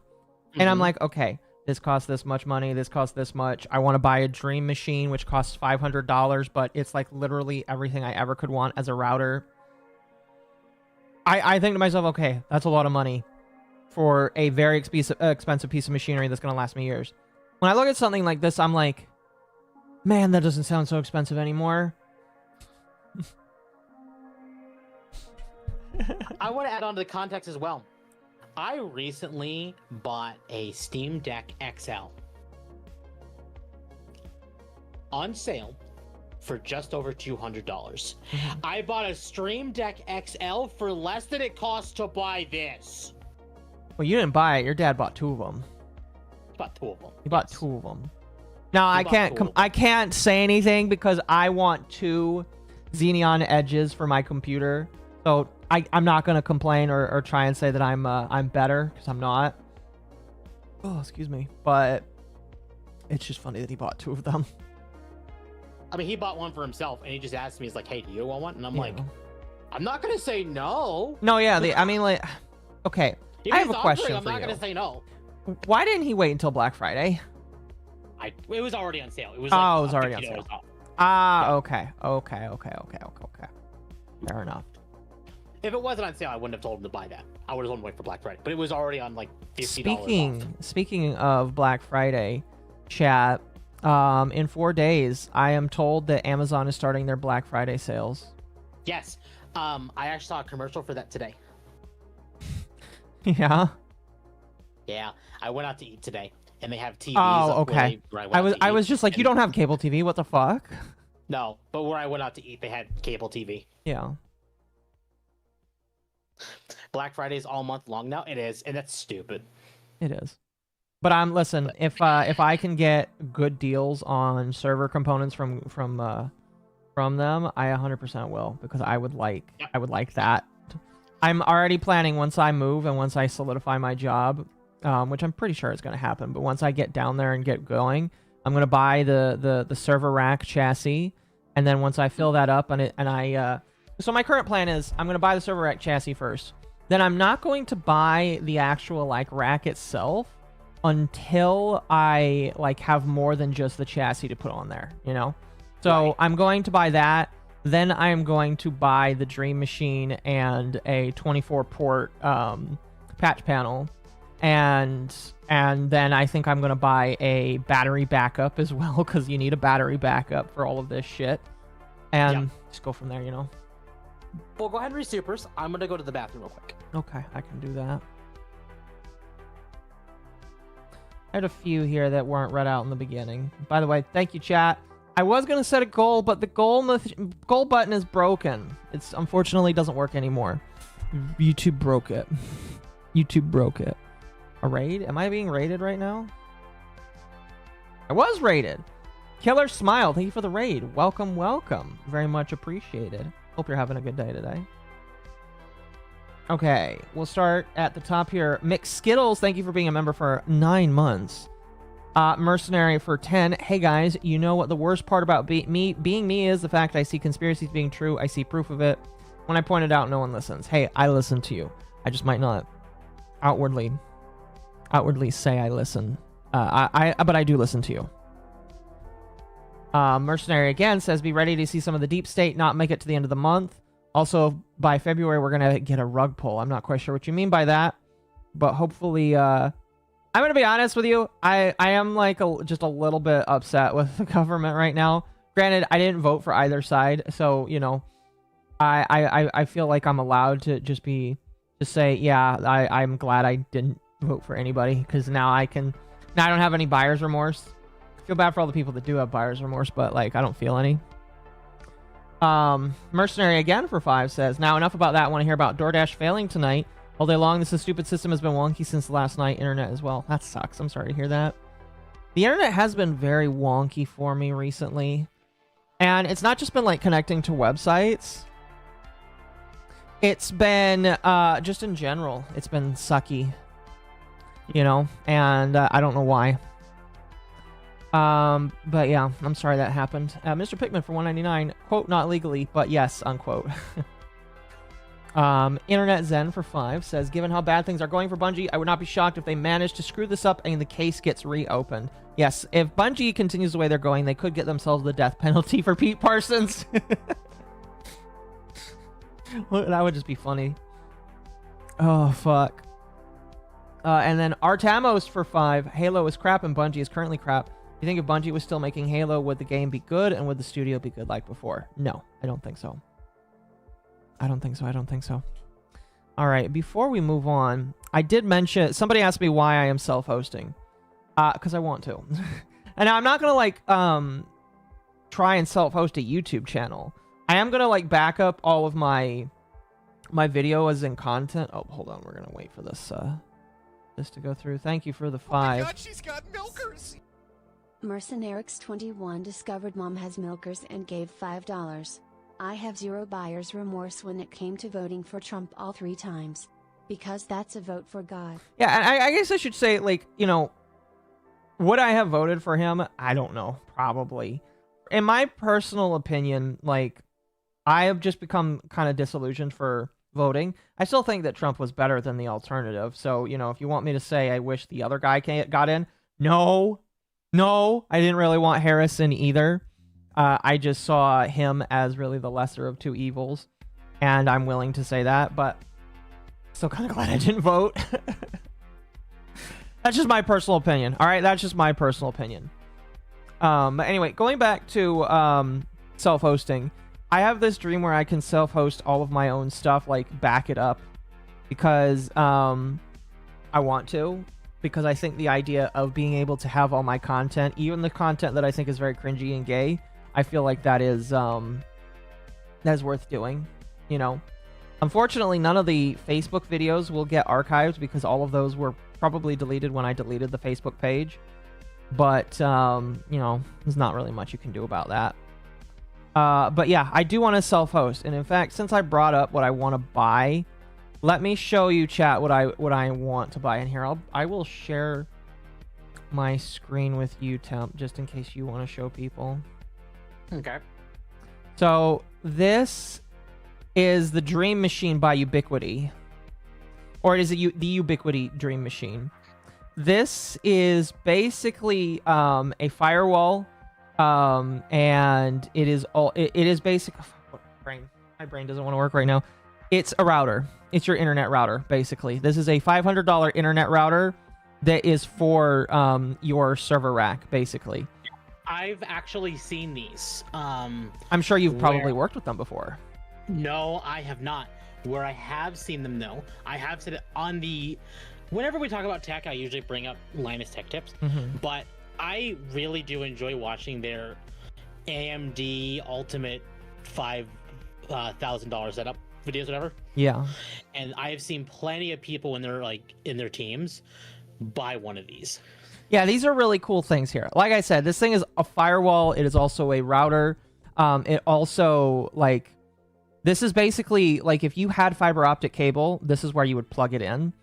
And I don't know. I think it looks really cool. It's a switch, yes. Yeah. It is kind of a switch, but I'm not going to use this as the switch because it doesn't have a lot of ports. And in fact, the one I'm going to buy that's slightly cheaper has even less ports than this. But it's got your WAN, it's got your in WAN ports that are going to be super duper useful. And what my plan is I'm going to get this. Then they also have a 24 and 48. I'm not going to get the 48. I thought about it and I was like, am I actually ever going to need 48 ports for my for this? And my thought was like, no, I don't think I ever will. But I'm going to get like a switch port for this as well because I need one because I know I'm going to have a lot of devices that are going to require Ethernet eventually. Like my eventual plan is to get a 48U tall server rack, and I am going to be running. My plan is I want to run some AI stuff. Eventually, I want to run the server. I want to run a game server, maybe 2 of them. I want to run the media server for myself and my family, self backups and stuff. Is this for home use? It can be. Yes. Do you have that much power in a router? It doesn't need. Listen, it does take power, but it doesn't take as much. It doesn't take more power. Actually, I think it shows it right here. It takes 180 watts, which that's not much more than a regular. Well, regular computers now go upwards of 500 to 1,000 watts. But like that, my goal is to just have this as my router, and then I'm gonna have. Actually, I think it shows it right here. Yeah, there's a professional. You can get the switch. And if you get a switch with PoE, then you can run cameras on it, which I'm not going to do. I am going to get like a camera for my room, but the camera, that's not what I'm going to do. But yeah, basically, these are for data centers or for businesses that want to run cameras and shit, or just for people that want to run a whole bunch of stuff. Or it can be for home use as well, because I know a lot of tech YouTubers that I'm following that have one of these in their system, and it was the first thing that was recommended because Amal has a friend that is into tech too, and this is what he recommended to me. So I'm gonna get one of these. Probably not the super duper expensive one, because there is a super duper expensive one. I am probably going to. I'm either gonna go with the special edition or the pro edition. The difference.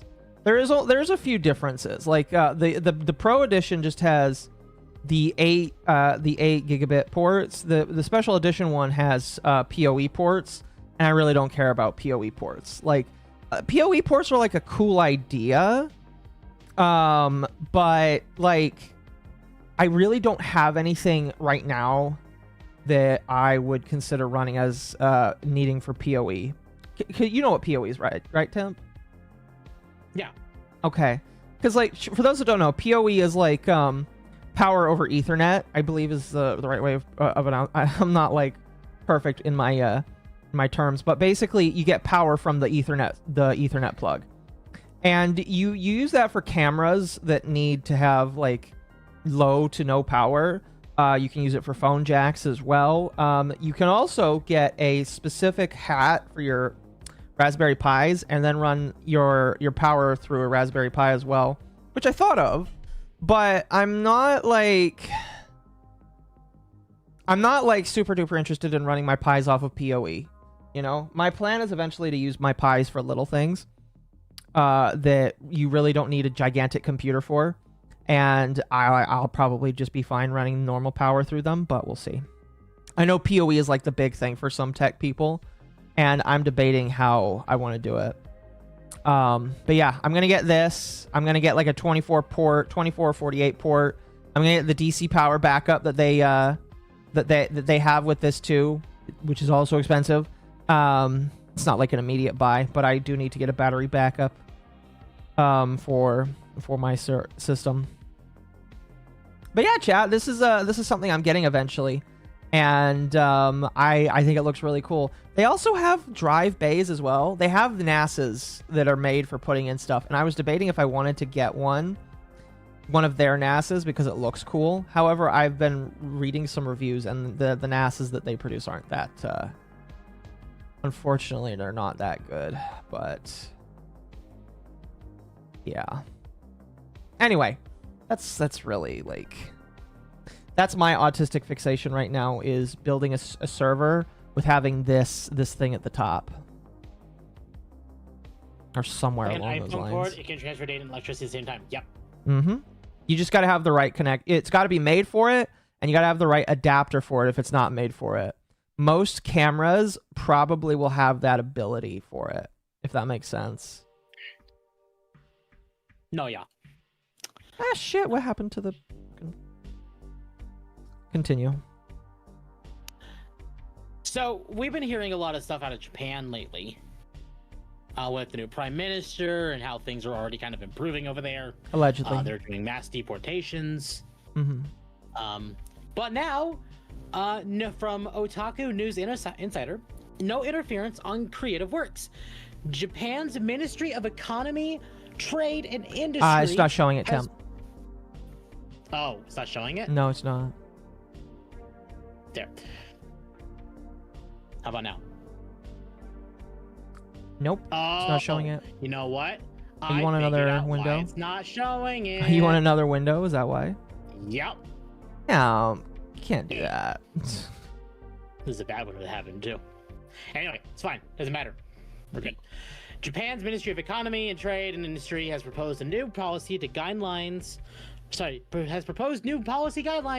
to boost the global reach of anime, games, manga, film, and music while protecting creators' freedom. The plan emphasizes large-scale support, direct funding, and a firm commitment to respecting the creative vision of artists. METI hopes to expand Japan's content market overseas to 20 trillion yen, or $130 billion USD, by 2033, giving creators the freedom to innovate and grow the industry internationally. What this means is Japan is basically wanting to do everything themselves and no longer work with localizers.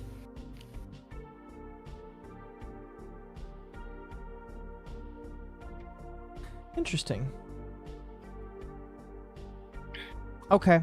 No, I see that. It took me a moment to like wrap my brain around it. So what this was talking about. Yeah, so they're basically saying the West is not allowed to interfere with our shit. Exactly. Basically. Yes, pretty much. So this is very, very good. We might not even see the effects of this until 2033, but they are in the process of making this work. It's gonna take that long. Oh. It might depend on the studio. Because I'm sure some of them have contractual obligations to get things done a certain way, but eventually... Yeah, exactly. They're not, like... By this standard, it basically means they want this to completely be done and over with by 2033. We will probably see some of this a lot sooner, but they want everyone in Japan to kind of have not to worry about this by 33, which is fine. Because I don't expect a lot of, like, because look how many years it took for us to get to where we are now. Not saying it's a good thing, but like, they were already trying to push bridge and DEI and shit on us before. Yeah. And then COVID happened, and they were able to expedite it. But they were in the process of doing that for years already. And this is just kind of the same thing in reverse. So, like, yeah, they're going to be slow going at it, So unless something happens, it allows them to accelerate it. But at this moment in time, this is the timeline they're looking at. Mm-hmm. Which is good. I would agree. I would agree. And okay, I will admit, this does not mean no more DEI bullshit. Period. I think nice, this also will but... allow people. Well, hold on. Well, yes, this does inherently mean no DEI.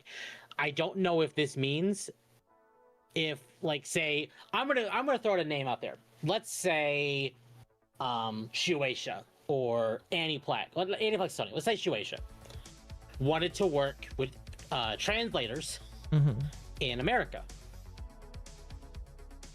If Shueisha did not basically keep those translators on a leash, those translators could still be allowed to do what they want.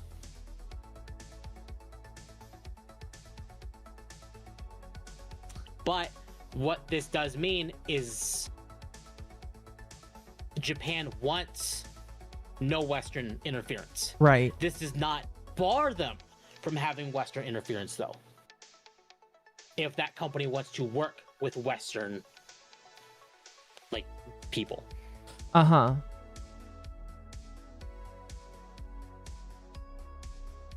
So, again, I don't, because there's some people in Japan that really like the woke side things and DEI and some of them do. Some of them do. Yeah. But I think a majority of them don't. Yeah. Oh, excuse me. I was going to talk about another censorship thing, but I think this is a great segue into, we're talking about Square Enix. Oh, yeah, so Square Enix. So I think we briefly mentioned this last week, I want to say. So Square is basically laying off a whole lot of people right now from America and Europe. We had glimpses of this last week. We talked about it last week, but now we have specifics. And they fired basically everybody that a lot of people were hoping that they would fire. Yes. So, global brand manager at Square Enix External Studio, Anne-Lou Grabois Favreau, has been laid off. She was a star mentor at the lobbying agency Limit Break Mentorship, along with Final Fantasy XVI actor Ben Starr. It seems Square Enix voice actors are also aligning with these ideologies. So this is Anne-Lou Grabois Favreau from Paris. She was a Limit Break mentor in 2023 and was called back as a star mentor in 2024. What is that? I have no idea. I think that's the organization she was a part of. I see. Originally from Paris, I moved to the UK after obtaining a master's degree in marketing. I specialized in creative campaigns with experience with events, social media management, and sometimes filming cats. Oh my god. She was the brand lead for the Just Cause franchise, which also went down. I spent over a year at the Square Enix Collective as a marketing lead for Power Wash Simulator and Little Goody Two Shoes. Oh, why do I feel like... I don't know. I just feel weird about her. On the eve of my 5th anniversary at Square Enix, I'm sad to announce I've left the external studio They scene. fired her on her anniversary. Yeah. I've met a lot of exceptional people and made some lifelong friends. It's been an emotional goodbye for me, but it was time to move on. Speaking of moving on, I've also relocated permanently to France. Oh, she's moved. Oh my god, she's got You know what? That's fine. milkers. She can stay over there. She was from... Mercenaries21 Thank you for the discovered $5. has milkers and gave $5. These wokies losing their jobs. People say not to celebrate it, but I'm here dancing on the bridge of their careers. Cops then Software. Corpse then stuff. Oh, I see what you did there. Yeah, I am never somebody that believes in life ruination. I do believe if you do a horrible job at your job, then you probably should get fired from your job. Is kind of like my that's kind of like my mentality of it, and I just believe based off of how these people have acted, they've done a pretty shitty job at their job, and so I don't care if they, like, it's like, you know, when you see a coworker that you're like, oh, they got fired, oh, they were doing a horrible job, oh well, you know, I just don't care. Yep. And based off of how she was working, I would say she did a pretty bad job at her job, honestly. Mhm. Oh, So yeah. she's permanently relocated to France after 11 years in the UK. They So can if you keep have her. a UK phone number, it's about to be turned off. Feel free to reach out for the French one. I want to give a few special shout outs to the people who helped guide me in my career at Square. Richard Churchill was my first manager and picked me out of, I hear, hundreds of people to work with him, for which I will forever be grateful. We had some tough times, but good ones too. John Brook saw something in me and recruited me to be part of his team of brand nerds to work on some really exciting products, giving me invaluable training and kind of personal insight. It's been a privilege to learn from him. Finally, I wouldn't be who I am without the incredible Tamia Edvi, who took me under her wing to become a better leader. It's very special to have worked alongside a woman in the leadership role who strives to make a real difference. And limit break mentorship. And I'm wondering if, because admittedly, I'm this thing from Pirate Nation right here that the reunion replied to. Narrative designer from Square Enix, previously Life is Strange terminated, part of organization called Limit Break Mentorship. I'm noticing a trend already. Lobbying agency for marginalized people in the games industry. Yeah. One of these. I just. Again, It's I'm. sad to see that Ben is a part of this. They don't. Yeah. Here's what But this bothers might me. be Here's what a bothers thing, me. too. All right. Here's what bothers me. He has literally joined an organization that wants to decapitate him.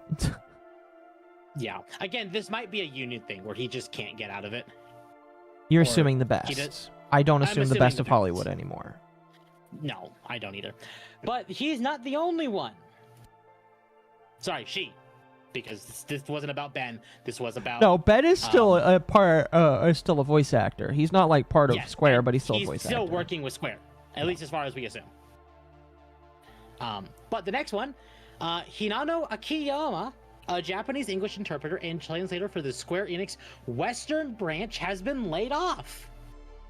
She was responsible for translating and interpreting internal and external communications between the two branches, along with interviews for the media.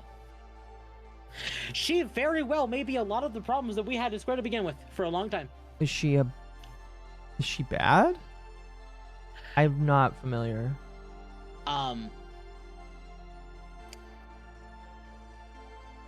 So, her job experience was translate and interpret internal and external communications between various cross-functional teams in both directions between Japanese and English. Interpretations for interviews featured in Tribeca Film Festival, The New York Times, NPR, Variety, Game Informer, and more. Okay.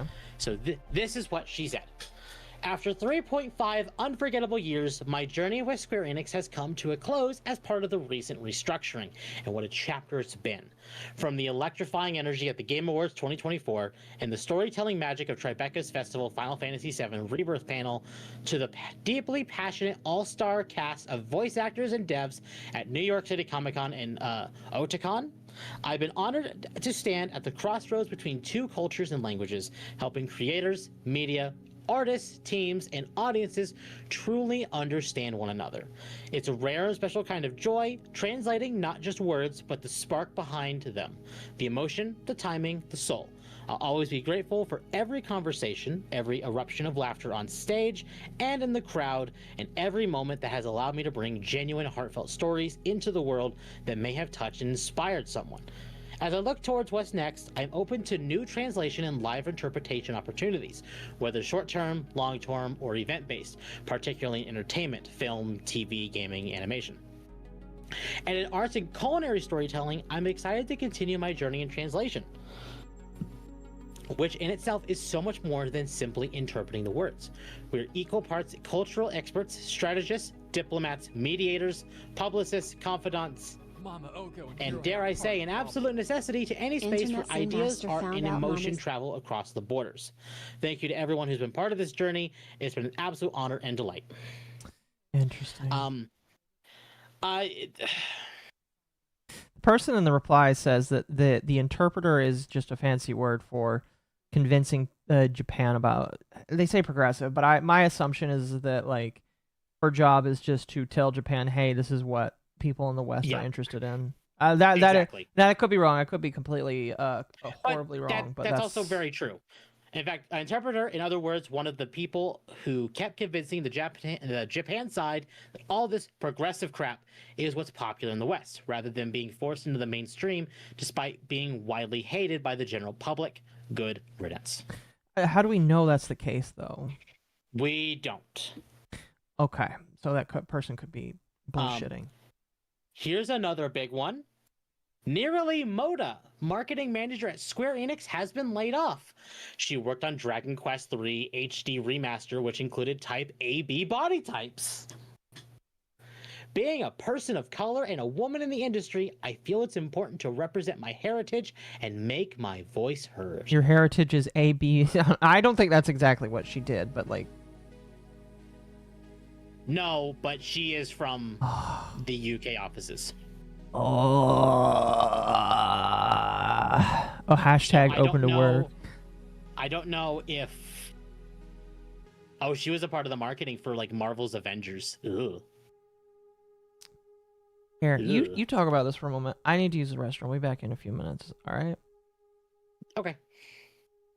So she was the marketing manager full-time from October 2024, led strategic meeting or marketing and campaign planning for Square Enix's Dragon Quest portfolio across Western territories, managed the creation and delivery of multi-channel marketing assets in collaboration with internal and external teams across Europe, North America, and Japan, managed campaign planning, KPI tracking, and budget management, provided Western market insights to influence product positioning and communications, acted as product advocate, and leveraging consumer research and competitive analysis to create bespoke campaigns for target audiences.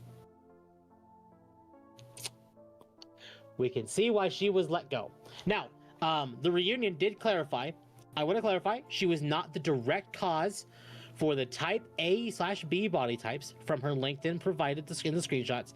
She was a marketing manager who worked on the title and used Western marketing input to create campaigns for a target audience.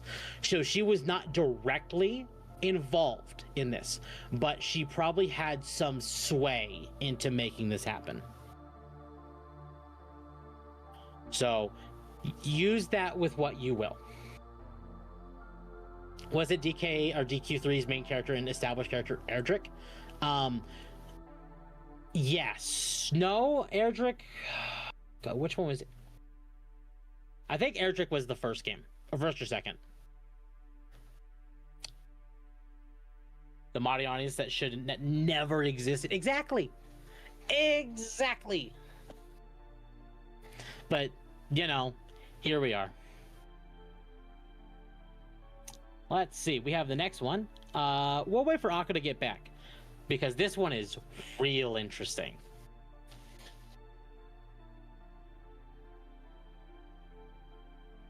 Gotta take a drink of water while I'm waiting.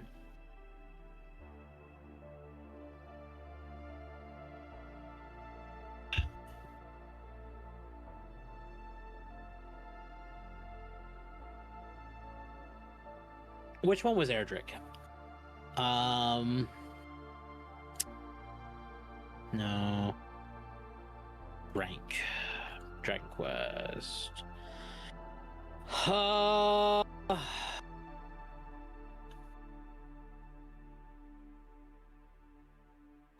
think it's described as Erdrick as like the hero of heroes. Like, I don't know if he's ever actually been playable. I could be wrong though. While we wait, chat, shock the dog. Don't shock the dog. I'm innocent here. I'm innocent. Do not shock the dog.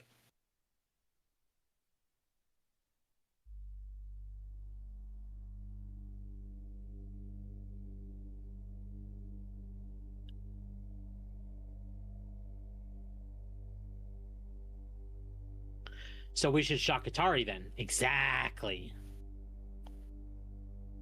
Shock Atari.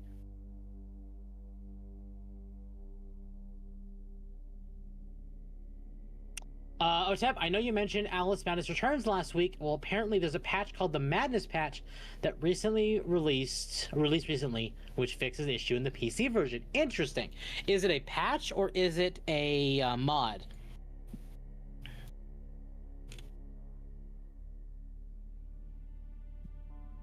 I would assume it's a mod. No, we shocked them both. God damn it. I guess this is a great opportunity to do this, chat. Where is this? Because my stream deck is not working again.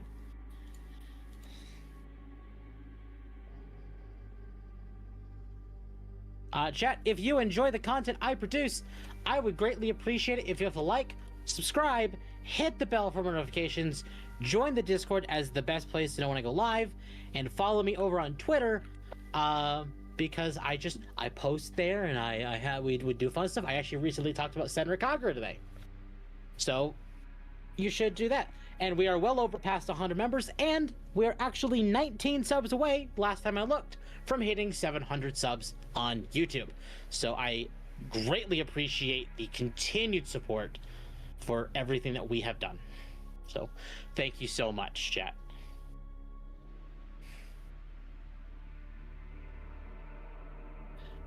Oh.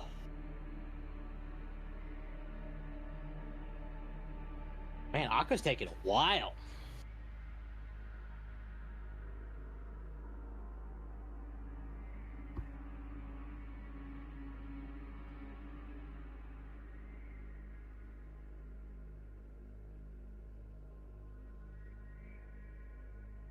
Growing kind of fast after 500. Yeah, yo, I am absolutely. At 1,000 subs, we actually will be doing a Sonic character Smasher Pass tier list per Akko's idea, and I agreed to it. So we'll be doing that at 1,000. I've not made any plans for 700, mostly because I still have to finish my 600 sub goal, which is Crow Country.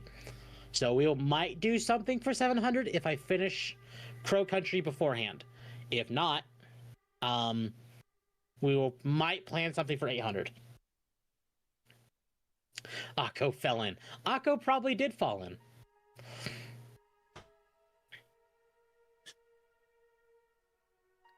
At 1,000 Sonic Smasher Pass, but every time Tep is wrong, Akko shocks him. No! Oh, my apologies. What's the point of a about tier that. list then? My apologies about that. Chat, Akko didn't fall in. No. I had to grab something too. But I am so sorry Fair. about that. No, you're fine. We stopped reading. We finished reading this, but I wanted to wait to move on until you got back. Well, I appreciate that. You could have moved on, but I appreciate that.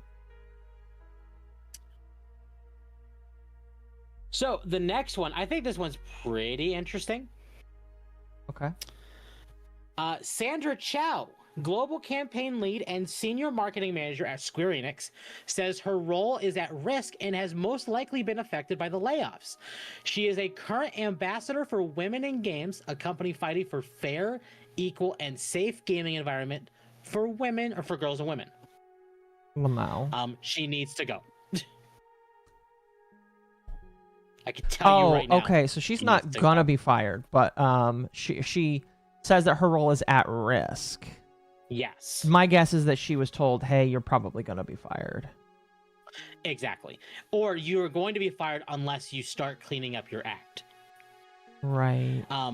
So I had a sneaking suspicion that once we started hearing about the Square's push to go multi-platform, that something was in the air with the company, because that was really weird.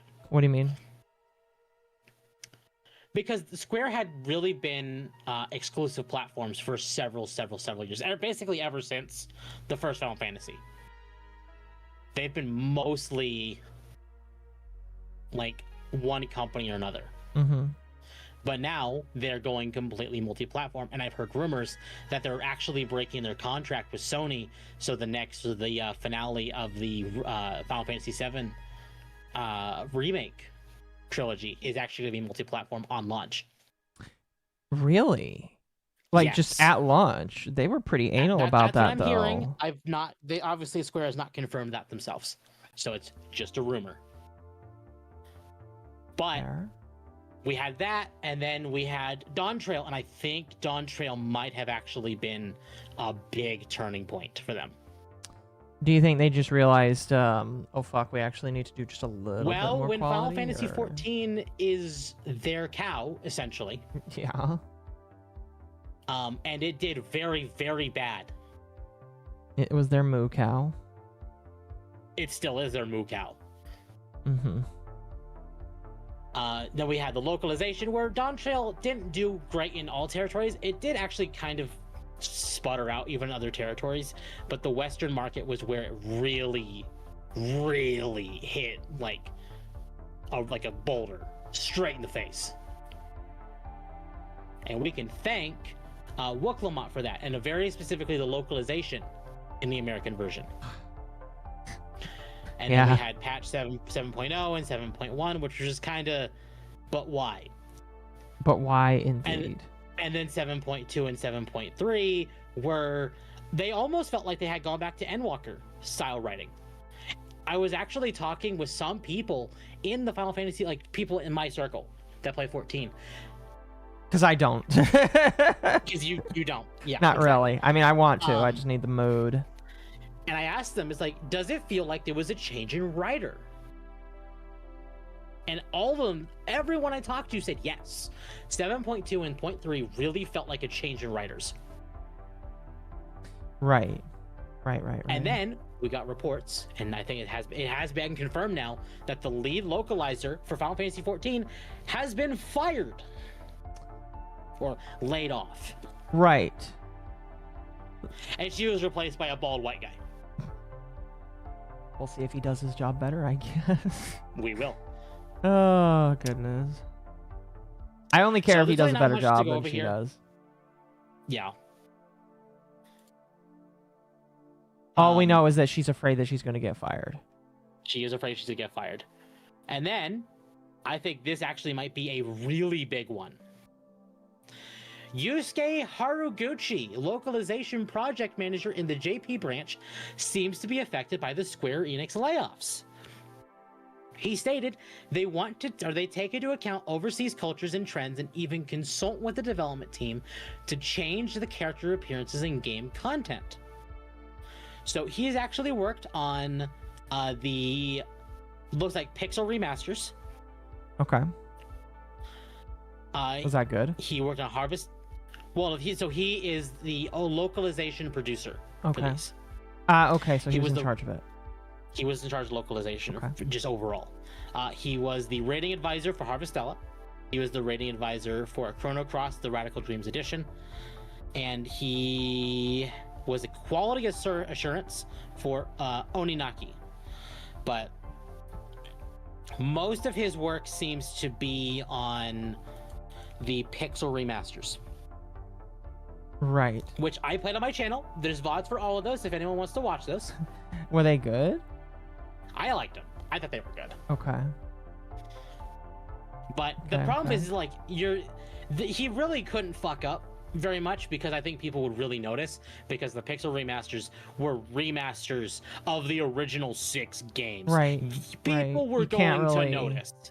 Yeah, you can't really fuck them up without people noticing.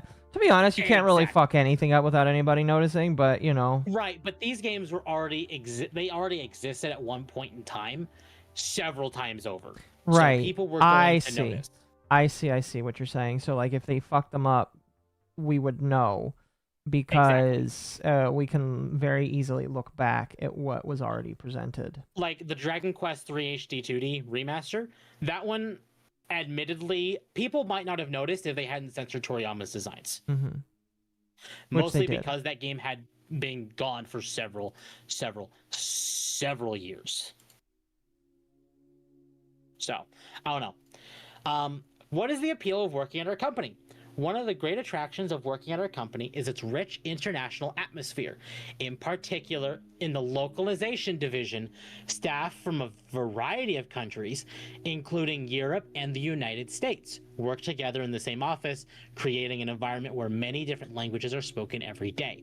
I'm used to it now, but when I first joined the company, there were times when I wondered, is this really Japan?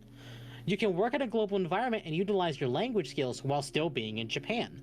One of the missions of the localization division is to create a quality game that overseas users will not recognize as a Japanese game. We do not simply translate or dub the audio, we pay close attention to the smallest details, taking into account overseas cultures and trends, and in some cases, we consult with the development team to change character appearances and game content. I think one of the attractions of our job is working with the translators in the department to ensure the games the development team scratches or creates from scratch are 100 or 120 points for overseas users.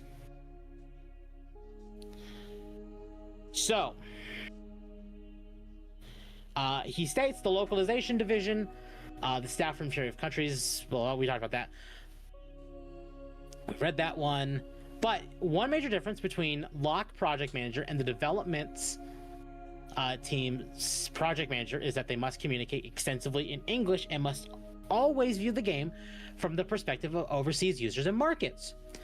In projects that are deployed not only domestically but also overseas, the localization project manager acts as an intermediary between the localization team, development team, and overseas branch quality assurance teams and publishers to manage the progress of localized version production.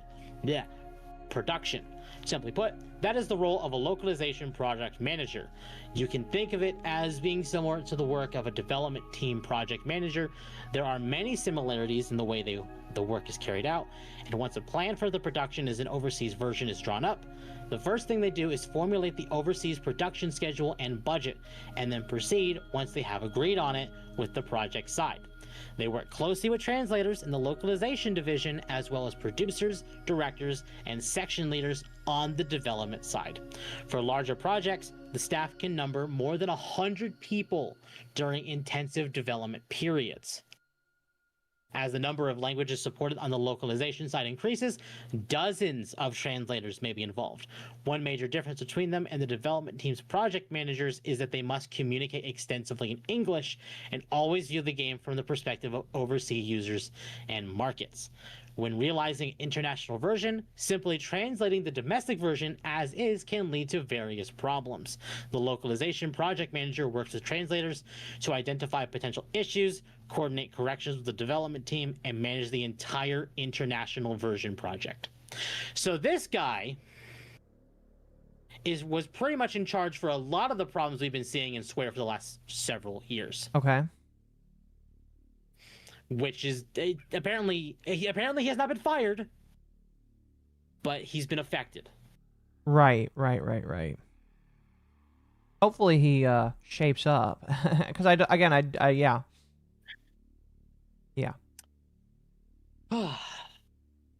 So yeah.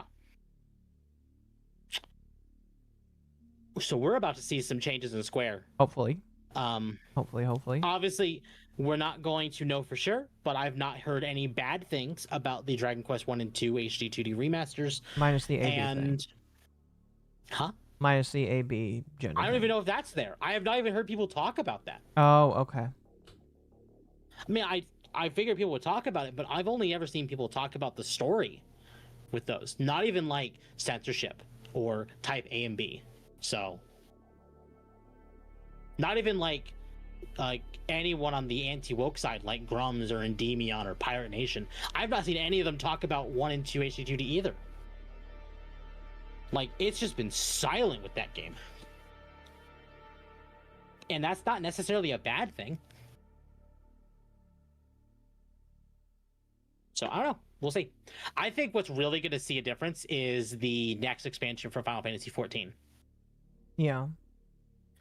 I know Yoshi P's team really takes into account player feedback when it comes to this stuff, and you can already see a difference with the current stuff we're seeing, which is great. There's 2 other projects coming out that we have confirmation might see some effects of what's going on here, and that is the next Final Fantasy VII remake game, which is probably coming out based on track record 2027 or 2028. And then Kingdom Hearts 4. Kingdom Hearts 4 is probably the next big one from Square. That is, if we hear anything from Square about this godforsaken game. Because some people did a count, and it's been over 1,300 days since the game was announced. Okay. That's a long time, and we've only gotten 1, maybe 2 trailers. I think it's 2 trailers. Mm-hmm. But still, not hearing anything, and then in that time period, hearing that the latest Kingdom Hearts mobile game was being canceled. Mm-hmm. Something's going on in Square. Yeah, I would definitely think so. And this is why I do think Square is undergoing a massive shift. I can only hope for the better, honestly. I can too. As someone that is playing Square games, I will probably keep you all appraised of what's happening, because I am very invested in this company because I like a lot of their games. So we will see. I guess on the note of Final Fantasy, I wanted to bring this up. I talked about it on stream, but I think it's going to be interesting to talk about this as well. And it does kind of relate to Square Enix. So this is Resident Evil Survival Unit. This is a new mobile game from Capcom for the Resident Evil series. It takes place during the Raccoon City incident, which is, Resident Evil 1, 2, and 3. But it seems to kind of take inspiration from... They didn't even show gameplay there. I'm mad.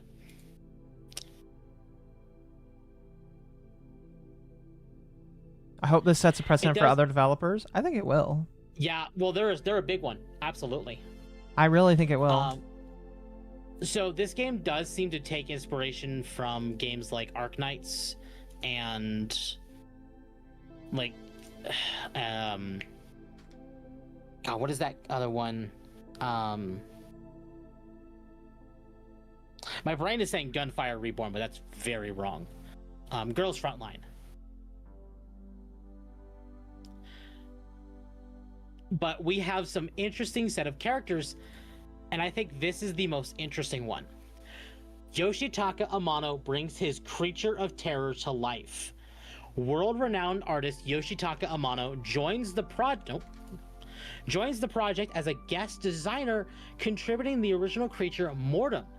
Designed exclusively for this game, Amano believes that true fear lies not in appearance, but in psychological unease, and his design captures an eerie presence that lingers, watching in silence. What role will this mysterious being play in the story?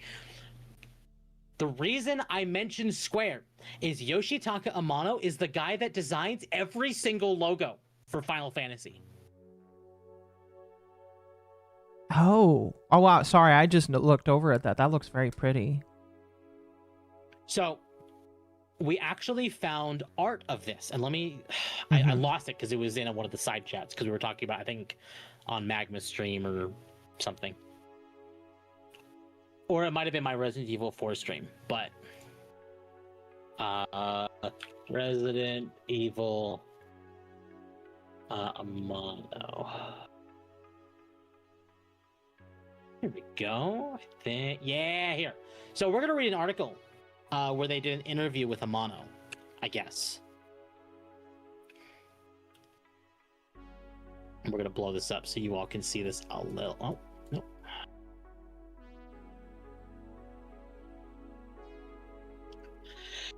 Resident Evil Survival Unit is a bold new step for Capcom's iconic survival horror franchise.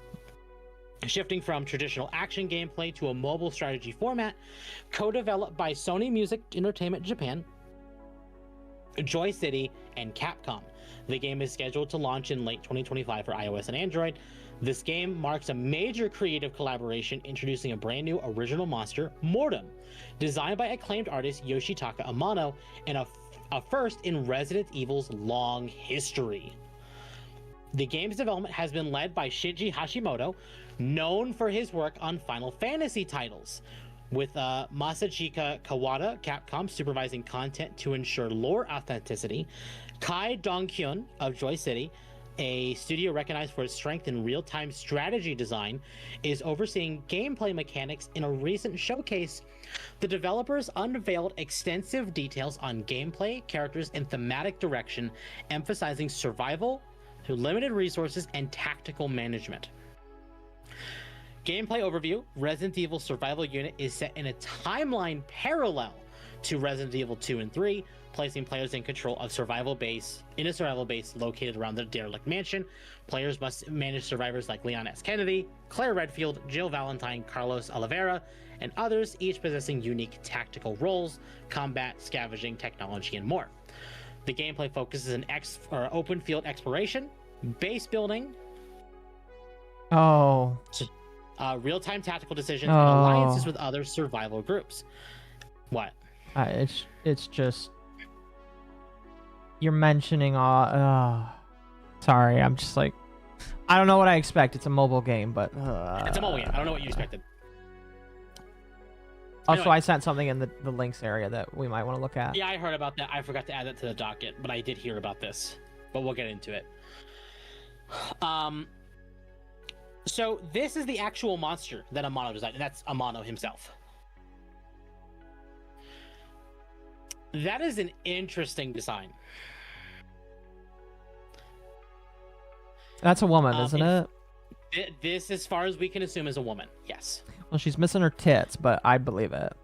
So I threw around ideas with Dylan, Okay. who I've been talking Resident Evil with because he's been on my the last 2 Resident Evil 4 streams I've done. So he understands Resident Evil enough that I can kind of bounce ideas off of him. Uh-huh. And I described this as Amano being used for such a project like this is a very, very big deal. Like this man is literally a legend in art for games.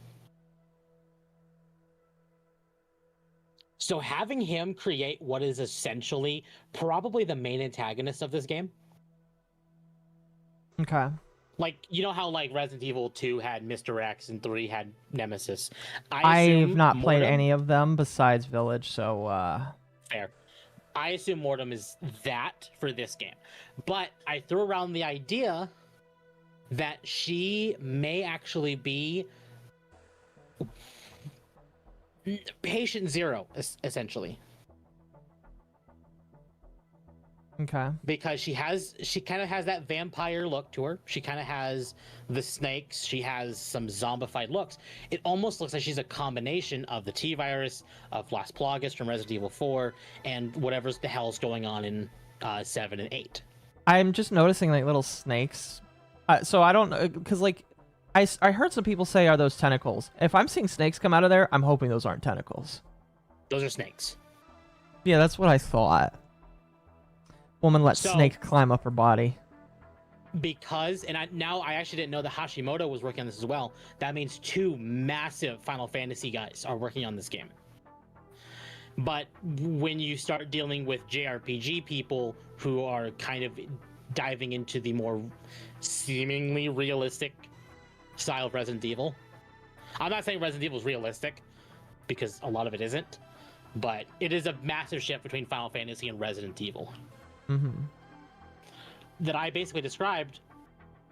What if this Mortem is where Umbrella basically pulled the T-Virus from? They created the T-Virus with her DNA and the other associated viruses. Now, obviously not all of them, but I basically pointed out to Dylan that Capcom is kind of doing something interesting where we have Resident Evil 9, which is going back to Raccoon City, and some people have thought, is this game going to use bits and pieces from the other games? We weren't sure of that, and we're still not sure of that. But Capcom made a very specific note that they wanted to remaster 2, 3, and 4 before 9. That's weird. That's a very specific subset of games. Because 2 of the 3 of those are Leon. One of them was T-Virus. One of them was Las Plagas, which is the major virus in 4. And then there was the 7 and 8, which followed the mold, whatever the hell that's called, because I haven't finished 7 yet. But the rumors surrounding 9 is that that is Leon's final mainline game. Right. So, I have a sneaking suspicion that they were doing remasters or remakes of 2, 3, and 4 specifically to kind of get people up to date on the events of Raccoon City in Leon. Mm-hmm. Again, am I wrong? I'm probably wrong. But that doesn't mean that this is incorrect either. At least some of it might not be incorrect. All of it could be incorrect, though. Maybe this is just an early version of what became Lady Dimitrescu, because Capcom has been obsessed with Lady Dimitrescu. Well, they know that she's popular. She's got the mommy They know she's milkers. popular. Like, if you look at the Resident Evil 9, in fact, I'm going to pull it up.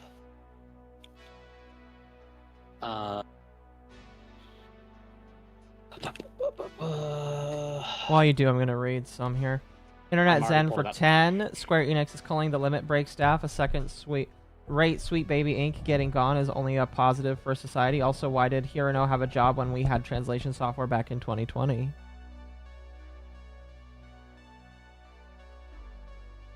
I don't know. I don't know. Continue, Tim. Their obsession with Lady Dimitrescu is even going so far as her actor is narrating a lot of the new trailers. She's in all the announcement material, and one of the costumes that Grace is going to get to wear if you buy the deluxe edition is literally going to be Lady Dimitrescu's clothing. It is! Oh my gosh! That's kind of funny, actually. RE5 should get remade. RE5, I don't expect to ever get remade. Maybe I'm just a prude, but I'm so tired of remakes. Can we please make original things for once? Again, I am 100% on board with the idea that the remakes they chose were very specifically going to be used to tie back to 9. I mean, that's fine, but like, I am begging for more original shit. Like, remake, yeah. I'm at the point where it's just like, no more remakes, ever. No more movies, no more video games, no remakes, period. We don't need them. We don't want them. No. You will not hear a denial from me. Yeah, maybe I don't know. Chat, am I wrong? Please tell me if I'm wrong. Also, I will say, Internet though, Zen for go ahead. 2. In the words of Sheev Palpatine, good. But Capcom also did show that Grace's pre-order costume, and it's actually, I really like this one. This one looks really nice. It kind of harkens back to like the older Resident Evil games with this look. This is good. Anyway, Amano's contribution in Original Monster. One of the most noteworthy announcements was the debut of Mortem, a creature designed by Yoshitaka Amano, celebrated for his iconic work on the Final Fantasy franchise. Mortem is described as a shadow-like presence meant to induce fear through suggestion rather than revelation. According to Amano, it's scarier not to know. Yeah? Yeah, it is. He's right. I'm going to actually bring up the my playthrough of RE7 because I ended up stopping because I guess I'll bring up Subnautica as well. I ended up playing these games because I had no idea what was coming, and I just didn't know where shit was going to appear. The fear of the unknown is what gets me. Right. And he's right. It's scarier not to know. The fear of the unknown. It's very, very true. Creative Team Insights. Shinji Hashimoto called the project a personal milestone It means a lot to me to challenge myself with something I could not do before. He emphasized the decision to adapt Resident Evil into a strategy title, saying the survival element fits well with strategy games. It does. It's a very good title to use a strategy game for. I'm surprised I didn't do it sooner. Masachaki Kawada highlighted how this entry allows supported characters to shine. Characters who didn't have a major role in the main series now take center stage. And Kai Dyong-kyun expressed enthusiasm as both a producer and longtime fan. I'm excited to deliver this new experience as a strategy game. So the game is up for pre-registration. I might play it. I don't know yet. It is a mobile game, but it could be fun as like just something to shoot the shit with on my phone. Mm-hmm.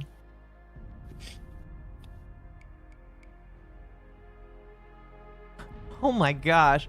Sorry, just kind of like maybe breaking news. But you know Bent, right? Yeah. He is now claiming that El Bented is him. All right then. That's funny.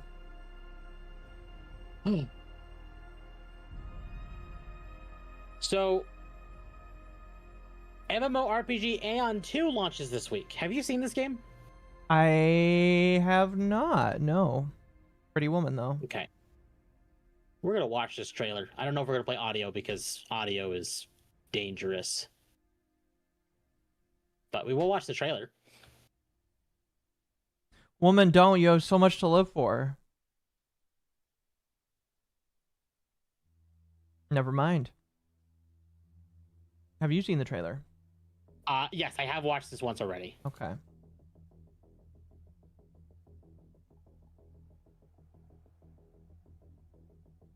Because I heard about this today. I didn't even know if we should put it in the docket, but I did. It's very pretty.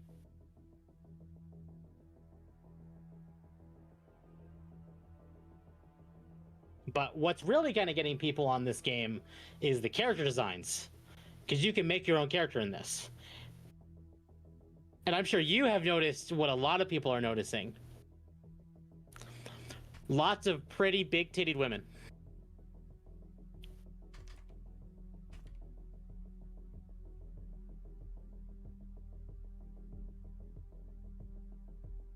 Didn't this game come out like 15 years ago? Yes, but this is Aeon 2.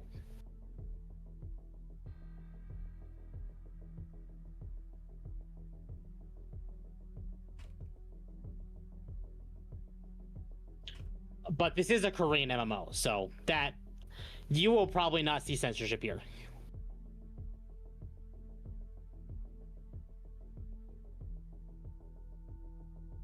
Question is, will it last? And I think that is a no. Mostly because MMOs typically don't last a long time, especially if they're from Korea. It looks like... Is it Soulsborne-esque? That's kind of what it feels like to me. I don't know. Maybe.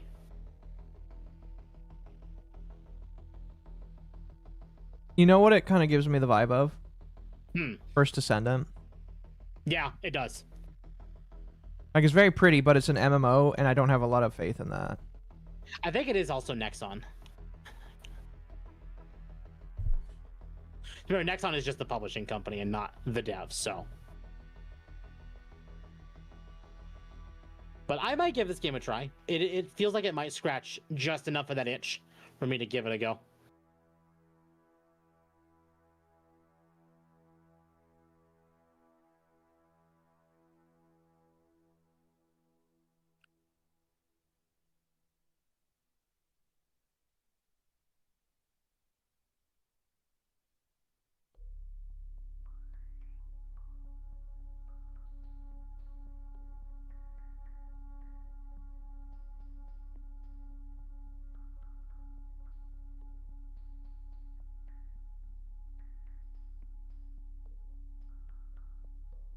Aeon 2, so there's a first one?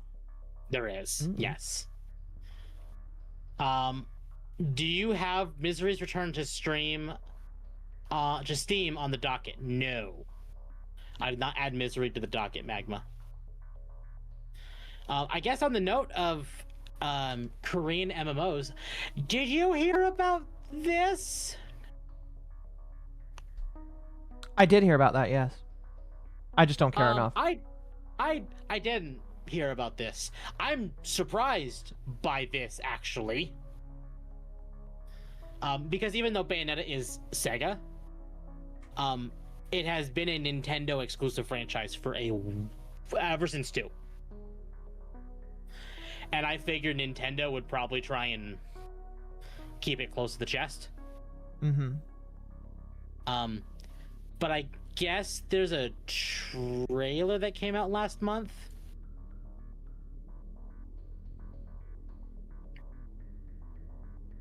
Again, I haven't played First Descendant in months. But yeah, I know. The last time I talked to Gator, he was just like he plays it all the time, but I just can't, man. Oh, I don't know how I feel about that face model. I'm gonna be real with you. Well, that's just a product of First Descendant. Mm-hmm. Is that like the skin? So is it a skin? For So they actually go into detail what it is on the site. I don't know if this is actually Bayo or whatever. I would assume it is. And I think if it is, she actually does fit First Descendant very well. She as does. Far as, like, her character. She does. On the website, they actually say here, women's skin set and makeup. Okay, so it's a skin. It's a skin. Head skin, makeup, and body skin. This is the unique style worn. We got weapon skin, emotes. Oh my gosh. Oh no. Oh no. You know, you're right. It really does fit the First Descendant.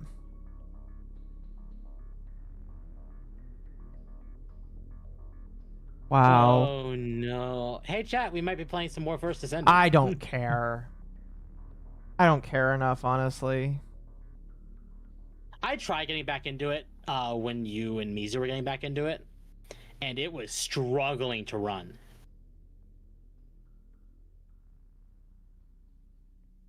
Yeah, but this is going to sell like hotcakes. Like, you notice here in every single one of these emotes, there is some amount of jiggle. This is going to do very well. We don't know if this is an overall skin for someone or if it's universal. I would assume it is a skin for a very specific character. But this is interesting. No, I think it's going to be a universal skin for every character, female. You think so? Yeah, I think so. Because they do that with a lot of their female skins. I don't know. Maybe we'll try First Descendant again. Because I've been kind of looking for, like, a shooter like this. Because I can't... It's Destiny shit. Oh, you don't want to admit that I'm going to shame you if you play it. Again, Destiny feels great to play. It's just... So the answer is yes. The answer is technically yes. Listen. It is technically yes. I will only make fun of you for a couple of weeks until you quit playing. And then a couple weeks afterwards, after you quit playing again. I'm not going to go back to playing Destiny. Oh, okay. So the humiliation is too much. But... I just want a game that feels as good to play like Destiny. And don't get me wrong, I like Warframe. But Warframe doesn't scratch the itch for me. Mm-hmm. Oh, excuse me. Warframe's getting a new Prime frame. Yeah, it's getting a Zaku. Zaku already exists. Yeah. Who is it? It's Geyer. Yeah, Geyer's coming. And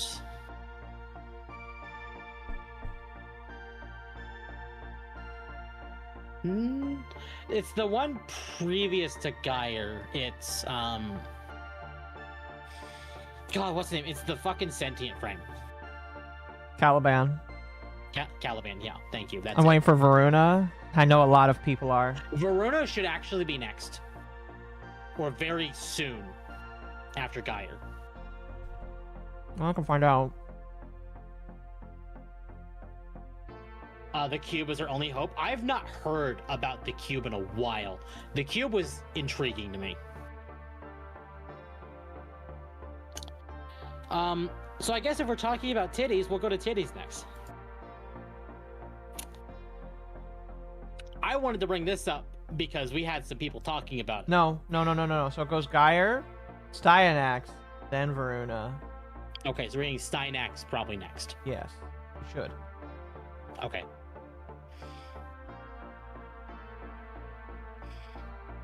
Anyway, so Sonic Forces, the mobile game specifically, which is just another one of those like running games. It's a very kind of dull. It's a dull game, but it gets skins occasionally.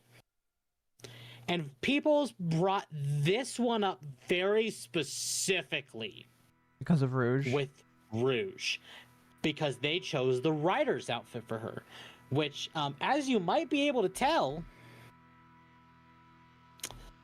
The furry in Temp is coming out, chat.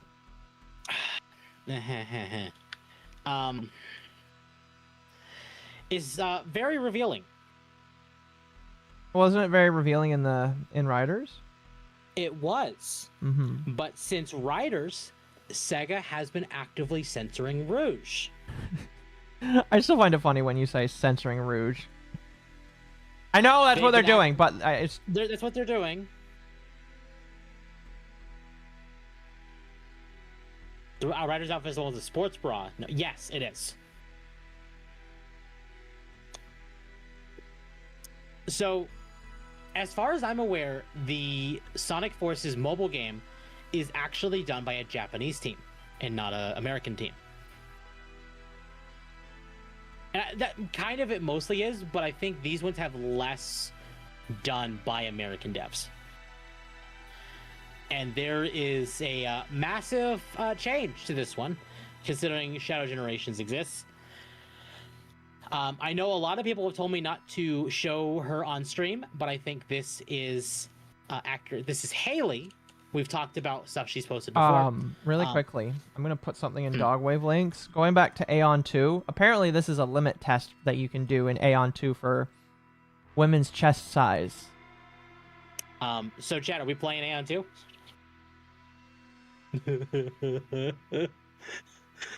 I like how there's a ribcage size too. They took the character creator for PSO2 and said, well, let's add that, but then also add our own touch. Wow, that is... So I'm going to ask, are you joining me for Aeon 2? I'm going to play in the character creator. We'll see how long after that I'll play. Yeah, that's about what I expect. You know? So apparently it comes out in Korea tomorrow, and the global release is next year. Chat, what the fuck? Holy badonkers. Do it. I know you want it. I do. We will be playing Aeon 2. This is pretty. This is good. Yeah. Well, there you go, chat. You finally have a game that has big tits in it. Congratulations. From MommaOcco. Thank you for the 5. Mercenarix21 sent $5 for more hats.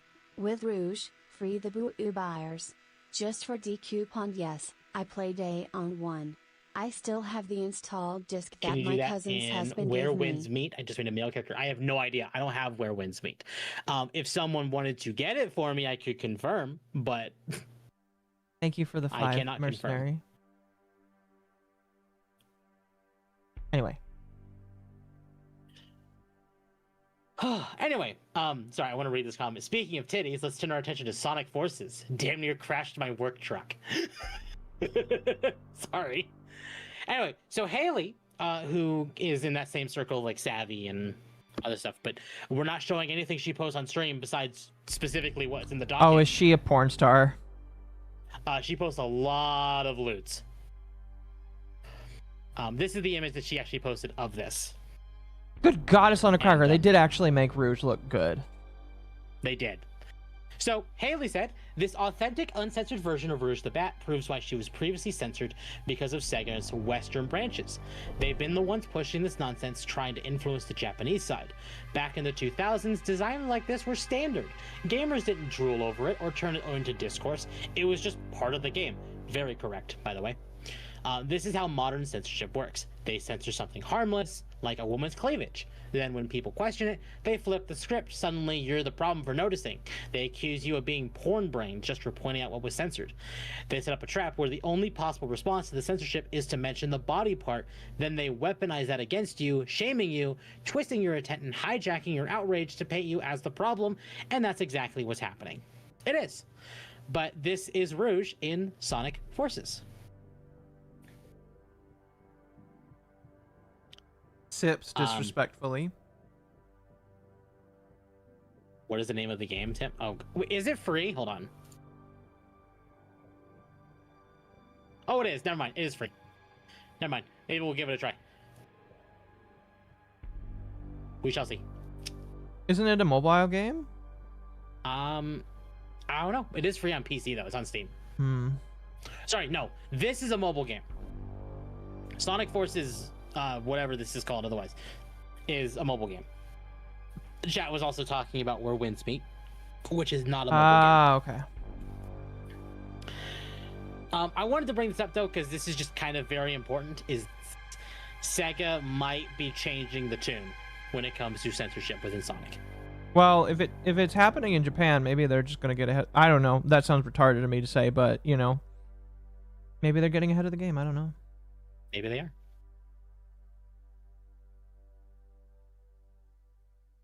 Maybe. Again, I just wanted to bring it up because it's interesting. We're gonna set the last thing we have. We haven't talked about the GameCube yet. No, I want to make sure that because that's gonna last us the rest of the stream. The next 2 hours. Yeah, maybe. Okay. I'm checking what I have before we continue. Oh, did you see the leaks from Nintendo? Which ones? That's gone. Okay. Never mind then. I played that one on stream, so that one it's the internet. This is not gone. Here. Solution. Hey chat.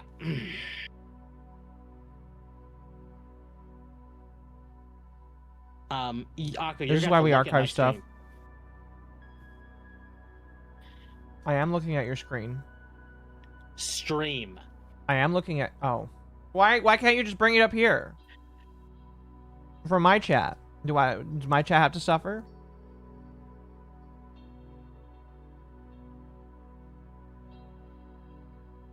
I guess my chat has to Maybe. suffer. Wow. Hold on. Yeah. Okay. So this is in my server. Thank you, Don, for this. What we have here is actual footage of Link and Zelda in the live action movie. Yeah, I saw that. The reason why I'm saying you have to look at my stream for this is because I can play it because it was added to my server before Twitter took it down. Yeah, but you can stream Discord. Either way, this looks pretty good. Temp is a little fucked. Excuse me.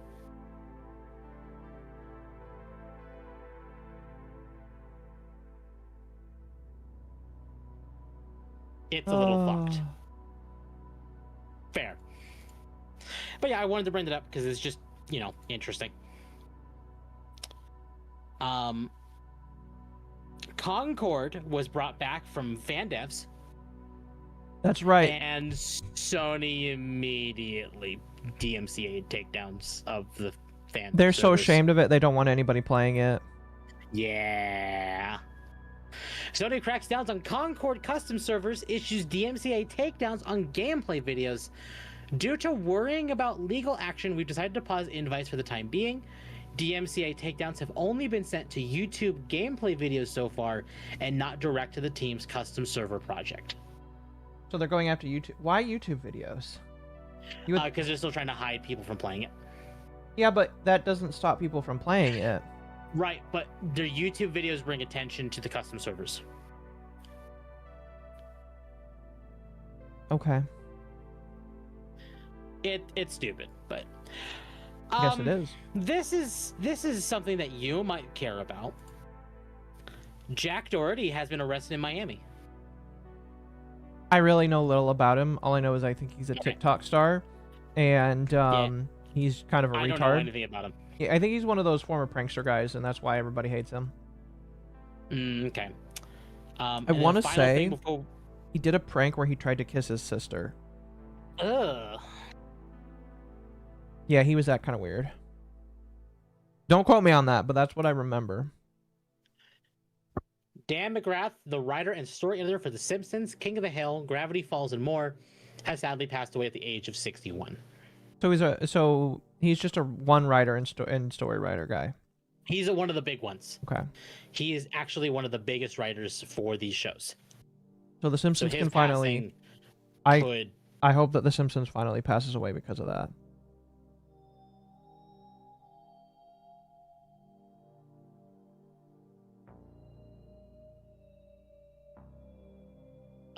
But yeah, we don't know the specifics of why he passed away. He's a TikTok star and a retard. Occo, you repeat yourself. Yeah. Fair.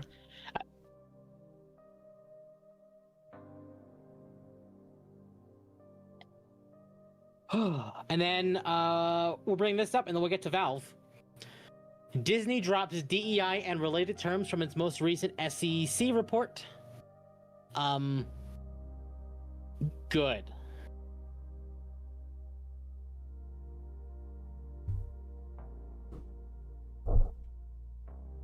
Now, of course, this doesn't mean anything, but good. It's just interesting to point out. It is interesting to point out. He's one of the ultimate nuisance streamers. Sorry, I had to refresh YouTube because YouTube fucking crashed on me again because YouTube's a pile of garbage. She's got milkers. Thank you for the 5. There you go. Mercenarix21 discovered mom has milkers and gave $5. Oh, this guy is the one who crashed the $100,000 car and only wanted his injured cameraman to make sure he was recording him. Ego THR size of sun. Very much appreciated. Thank you. Yeah, yes, he was the one that... Yes. No, yeah. I remember that now. Yep. Granted, mercenary. You know how little that narrows it down. He's not the only one to have crashed a supercar. I know which one you're talking about, but again, there's so many of them that do it where it's just like, my man saying one guy did it. It isn't... Yeah.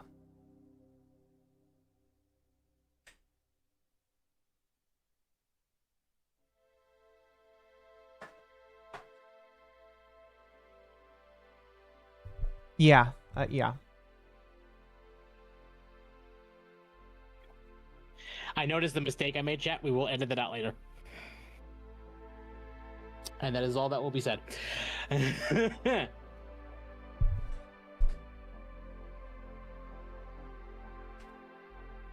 It's fine. Don't worry about it.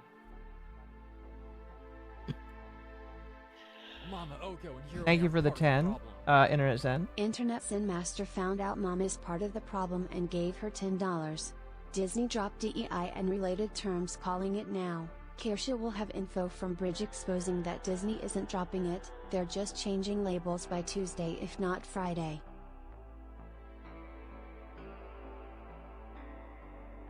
Yeah, I don't know.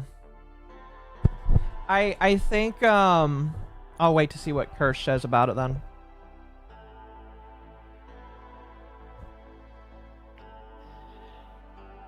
Oh.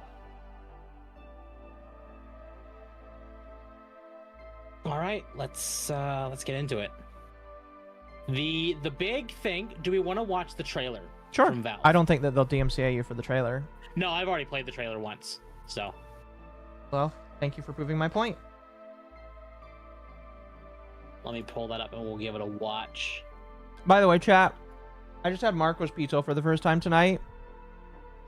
Pretty good in my personal opinion.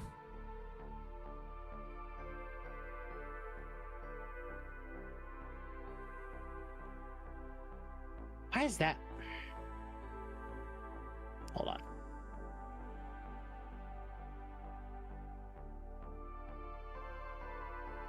There we go. All right, we're gonna give this a watch.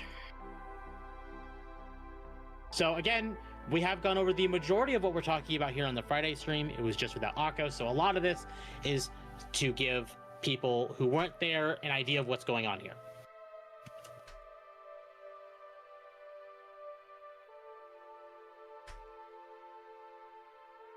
I see the problem. Hold on. What's going on?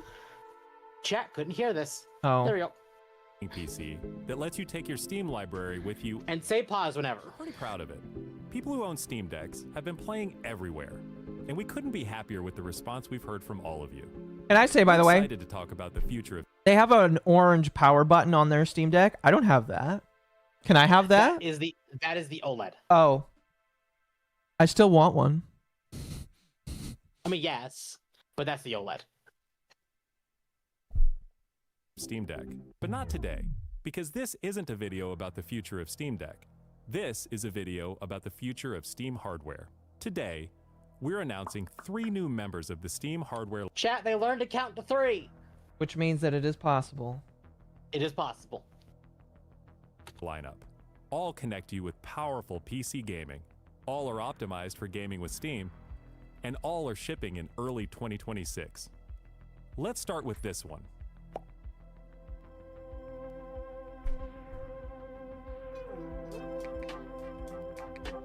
It's This basically the is Steam the Deck, new but Steam as a controller. The new Steam controller puts all of your Steam games at your fingertips, so you can play wherever and however you want. I do love that they Just use like with Silk Steam Song Deck, for that. We want you to be able. I do too. I wonder how long this has been in development, how long they've had that. Like, obviously, we've had it for a while now, because it's now November and the game came out in September. But the point stands is, like, how long Gosh, ago was it's this been made? that long since we got it.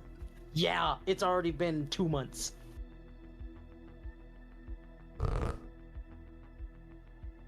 Jeez. I still say if it's over 600, I'm out. Well, I'll give my thoughts about that.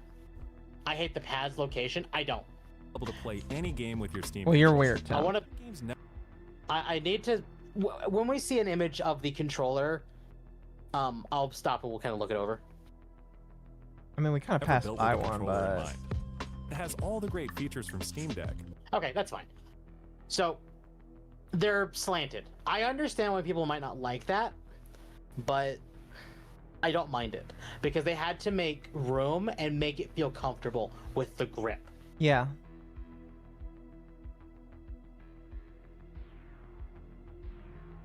I really want the gaming industry to come together and consolidate on a button layout. Valve has.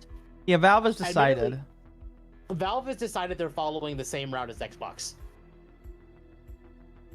Which is fair. Like trackpads, gyro, and back buttons, all in a comfortable form factor. Its next generation magnetic thumbsticks let you play. So does this mean no drifting? This means no drifting. Okay, sorry. Let me rephrase that. This means likely no drifting. TMR sticks, which is what this is, means these are very unlikely to drift. For those who don't know, TMR sticks are upgraded Hall effect sticks. Hall effect sticks are using magnets instead of the potentiometer, which grinds away, and that grinding is ripping apart the plastic, which is getting dust in your controllers, which is what caused the drift. Right. So, these are good. These are less likely to drift. Not impossible, but it's like, okay, the best example is potentiometer sticks are hard drives. Hall effect is SSD, TMR is NVMe SSDs. Okay. I mean, I know you understand that. Yes, I understand that. I just think it's retarded. Am I wrong, though? I'm not saying you're wrong. I still just think it's retarded. Play with improved responsiveness and longevity. We put There we go. So this is actually a great image of what the controller looks like. Oh gosh, so the finger moves. following. They are. Sorry. Anyway, so A, B, X, Y. So we have the typical Xbox layout. We are kind of using the PlayStation thumbstick locations, but that's also the same case as it is for the Steam Deck. So really what this controller is going to do is follow the basic Steam Deck layout. As far as noticed someone say this, where is it? Was it might have been your chat. I saw someone saying like, "Oh, sorry, aren't your thumbs slanted when holding a controller?" Yes, they are. So that's why those trackpads are slanted. I think it's alright. Capacitive touch sensors on the thumbsticks and now on the back of the controller. And we now have 4 back buttons that are remappable. Right. So this is fantastic. They really want this to kind of be like a mouse experience in a controller. And you will still be able to access the controller or the keyboard through the controller. Controller too, so you can enable precision gyro aiming with the touch of your thumb or your pinky if you're feeling fancy. Play for way too long with a rechargeable lithium-ion battery that allows for over 35 hours of playtime.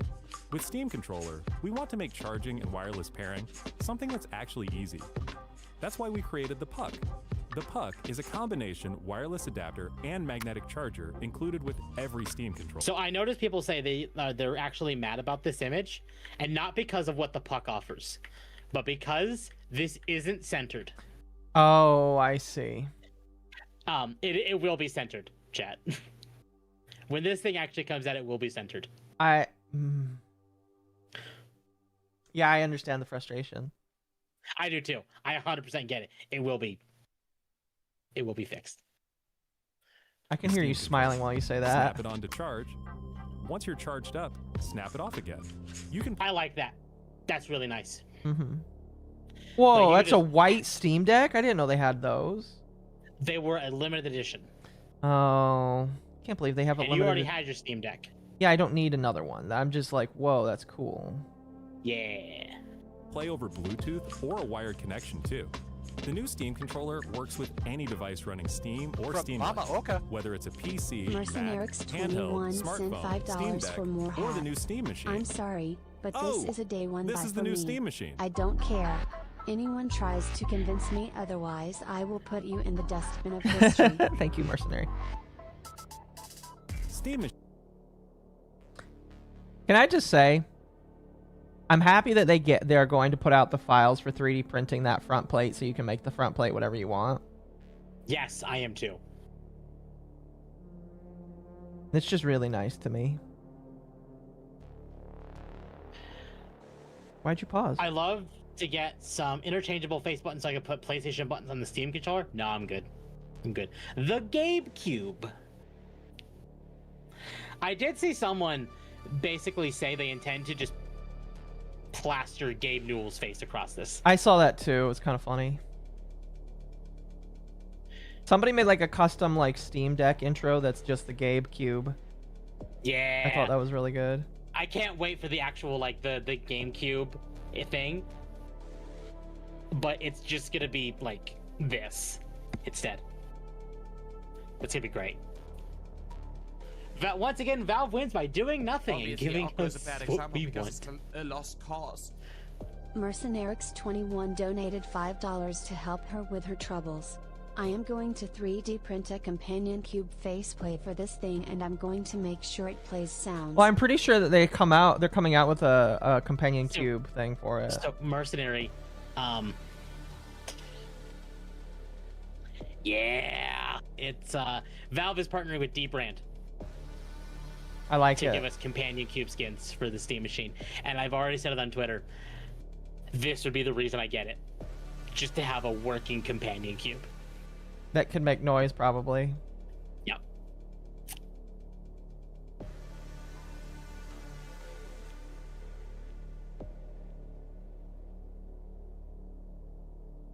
Are you gonna make an Ava Elfpire faceplate for it? Wait, what? Why would I do that? Ava's face on. I don't know. I don't know why you would do it. What would you put on it? I think you're intending on doing this. No, so I mentioned this already. Here, would you pull up the Fractal PC? Can you send that to me? Oh, hold on. Because I don't have that.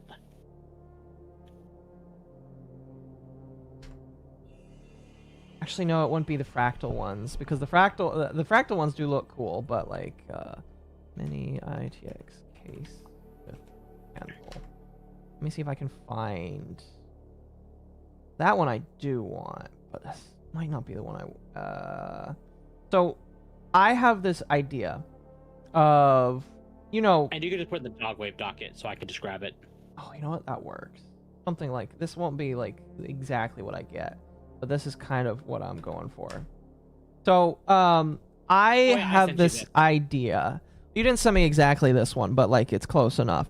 I have this idea of one day like assembling a on-the-go PC build, because well, for a couple of different reasons. It could be more for more than just on the go. I have this idea of maybe doing kitchen streams or like cooking streams or just like traveling streams. And you can't take a whole tower with you. It's too heavy, too much, and overburdensome. But like if you're doing a car trip and you're going short or even semi-long distances and you can carry this with you, why not do this? Where you assemble a mini PC that's powerful enough to stream and run VTube Studio for me. And then the goal is switching back over to the Steam Cube or the Steam, whatever the fuck. It's the Gabe Cube now. That's all. That's the name I memorized. That's the name it gets. So like you combine the Gabe Cube with a capture card with this, you've got a streaming PC that you can carry with you anywhere you want with a basic setup. You know, you don't need a whole lot on this. Get like 1 to 2 terabytes, throw it on there. You don't even need that good of a graphics card. Slap that in there with some basic stuff.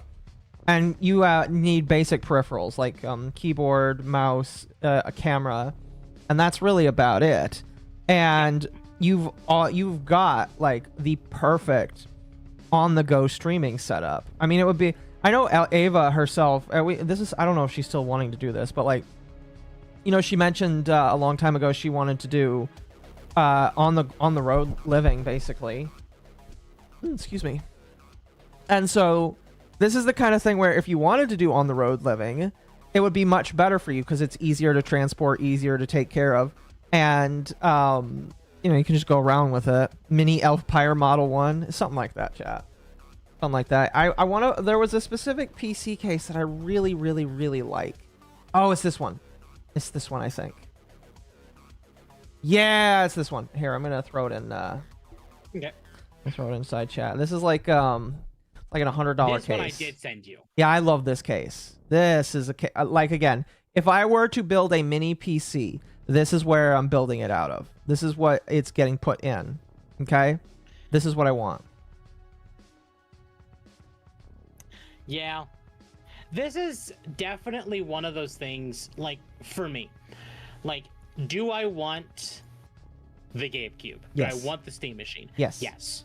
But as a PC enthusiast, as someone who does this for a living, there is a part of me that would rather just have this next to my bedroom TV.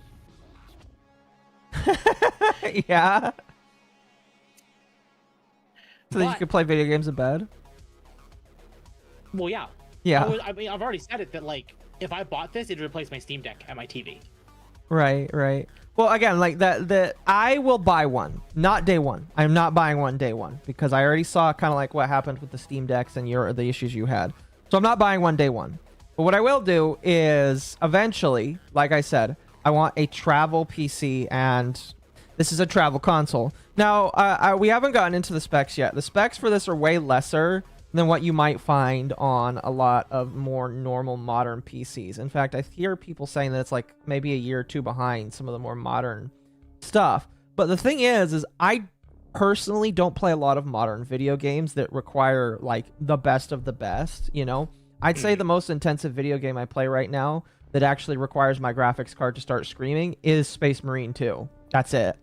Outside of that, like, I don't play those intensive games. I play Minecraft, and I'm pretty sure Minecraft will run on this decently well if I don't use shaders. So I don't care for the most recent shit.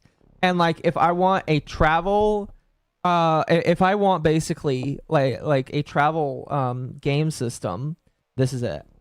This is what I want, you know. And again, pair that with a small computer, a small ITX computer that's only goal is to stream. There you go. I've got an on the road build that I can use and go wherever I want. Don't forget Destiny. It's also not burdened by Windows. Yeah, the only thing that would be hard to figure out is whether or not I could convince a capture card to talk to this machine because it's not Windows. That would be the only problem. I'm sure you could, because this thing can already run OBS. Right, but my question is, well, I don't want it to run OBS. I want it to speak to the computer that would be running OBS and relay the capture card. My question would be whether or not I could actually get it to do that. I mean, I've already proven that it can with my Steam Deck, so if the Steam Deck can do it, this thing can do it. Oh, fair enough, fair enough. I guess it's just a matter of HDMI and to be honest with you, HDMI is universal, so I don't think it's that hard to fuck up, honestly. Yeah. Here. Machine is a powerful gaming PC in a small but mighty package, designed for your games on the big screen. It's quiet too, which is crazy since it's 6 times more powerful than a Steam Deck, powered by a discrete, semi-custom AMD GPU, enabling 4K gaming at 60 frames per second with FSR. Steam Machine runs SteamOS. Hey, I want to have a word with you, Temp. Well, then, you should join the Discord. Chat, as a reminder, you should join the Discord. Protocol's all the same? Oh, I'm not saying it's not. I'm just like, my brain is like, will that work? Yes, it will work. Chat, if you enjoyed the content, I would greatly appreciate it if you like, subscribe, hit the bell for notifications, join the Discord as the best place to know when I go live. Here, that Discord link is broken. Here, there's a proper Discord link. And a proper Twitter link. But chat, you should join those. We're getting closer to 700 subs on YouTube. And we're well past 100 members on the Discord. Anyway. It's made for a bigger screen, built for gaming in your living room, your office, or wherever you play, with the rest of your PC accessories. Steam Machine borrows some great features from Steam Deck, like... Okay, so this is my big complaint with this thing, and this is a me thing. I hate that power. God, I hate that power. Oh, I see. You would prefer it to be one of the regular ones? I'd prefer it to be standard. I understand why it's not standard, but I would prefer it to be standard. Well, why is it not standard? Because they had to fit a PC in this tiny ass box. Like, if you want an idea of how tiny this tiny ass box is, tiny ass box. Yeah. No, I know. So, like, literally a third of it is a third of the box is just a PC, and then the rest of it is just the cooler. yeah. Yeah.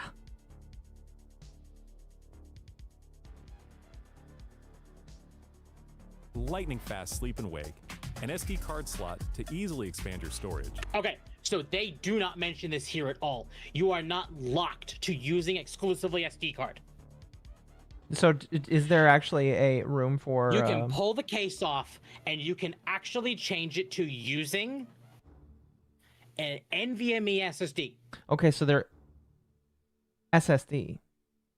Yes. NVMe SSD. What's the Yes. difference between that and an NVMe? So the SSD is like a laptop hard drive. Yeah. The NVMe is that tiny little stick. Right.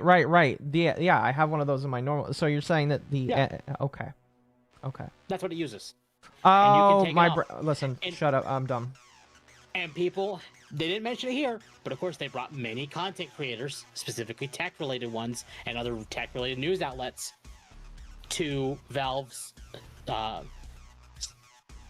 brain into to Valve directly and had them record footage of them playtesting this stuff, and they got to see what was inside of this thing, and they could prove that you From can't take it MommaOcco. apart to put an SSD in there proper. Mercenaries 21 sent $5 You for do more your chat. hats. I have to take my may dog still out. have Okay. to get a refrigerator of an office refrigerator and monitor to put the cube in there to keep things The cold. I've refrigerator. done that before.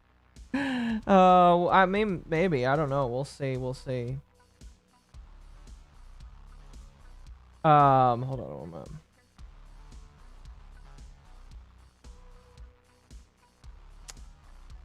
Oh, goodness. It's an older connection style, no biggie. I mean, that's fair, but, like, I still think it's dumb. But, again, I don't mind too much about the connector cable. I again think it's a good little system that will allow me to play some Steam. It'll allow me to play Steam games, and if I can play Minecraft and Steam games, I think this is just fine. You know. The number one question people are asking right now, though, is the price, and Temp will talk about that when he gets back. But, like, how expensive is it? Chat, I want you to throw right now in the chat, how much are you willing to pay for this? Because, like, well, let's say a mid to high-end computer costs anywhere between $700 and $2,000. All right, let's say that because I've seen some pretty good high-end computers go for around $700. You got to sacrifice some stuff in some places, but you can do it. All right. For this, how much would you spend? Because and it is important to remember, this is a computer. It's a Linux computer, which is, unless you count the Steam Deck, this is the first Linux-based computer that is in a tower form that is being sold right now. I don't think I know of another computer that is Linux right out of the box besides the Steam Deck. I just don't think it exists. 700 max, 600 to 800, 5 to 7. Okay, those are all decent numbers. I would agree with those. System 76 used to. Was that a computer? Spending at least 2,000 on it is easy. Oh, I would not spend that much. Again, like, my whole thing right now is when I move, I am not going to be, like, buying a computer that can't fit on a rack shelf. I'm going to be buying stuff that can be slotted into a rack shelf. Well, it's because I'm autistic. But, like, again, this is something I will buy when I am ready to say, all right, let's do on-the-road stuff. You know what I mean? I've asked chat how much they'd be willing to spend for a computer like this. Everybody's saying between $500 to $700. So Valve has said they will be releasing it with the pricing in the competitive PC market of similar specs. Okay. Not console, PC. Okay. Meaning you should expect around $850 to $1,000. Ooh. Yeah. Again, that's not confirmed. There's no pricing confirmed. So until they say But it, what is take competitive whatever PC we say about prices? pricing. Okay, so the GPU in it, we'll talk about specs more specifically later, but the GPU in it is practically a 7600 AMD. So the price of a current PC? No. The problem is the price of a current PC fluctuates, and it depends. You have to go based off of the specs of the PC alone. Correct. Now, some people have seemed to have figured out that the specs in this can match the most used hardware on the Steam charts. Because Valve does track what is the most used hardware on Steam. Mm-hmm. So, again, we don't know. Are we good to continue watching or no? Yeah, go ahead. Okay. And bring some new tricks of its own, like a customizable LED strip, which can show different system functionalities, or your own light show. Steam Machine is a PC, so run whatever software you want, and it works. Notice they're running Blender. Yeah, That's good. I agree. This is very good. Works with all your favorite desktop and gaming accessories. Steam Machine is designed to work hand in hand with the Steam controller. 600 to 800, that's about what I expect. I expect around that frame, yes. Which is fine. Again, like the Steam Deck, the most expensive model is 650 right now. And that's an OLED. So I expect around, I think 850 is the maximum. Maybe 950. Is Blender difficult to run depending on the PC? Yes. With the low latency, wireless connectivity of the Steam controller puck built right in. And it's great for streaming your games to your phone, tablet, laptop, Steam Deck, or Steam Frame. Oh, yep, this is Steam Frame. So I want to clarify, this is what I'm most excited about. Temp was waiting for this to come out so he could justify not spending $250 on the Quest. I will spend more on this overall, but it means not giving Facebook money. If I had to choose between giving Facebook money or giving Valve money, guess which one I'm picking? He's very happy that he doesn't have to give them money.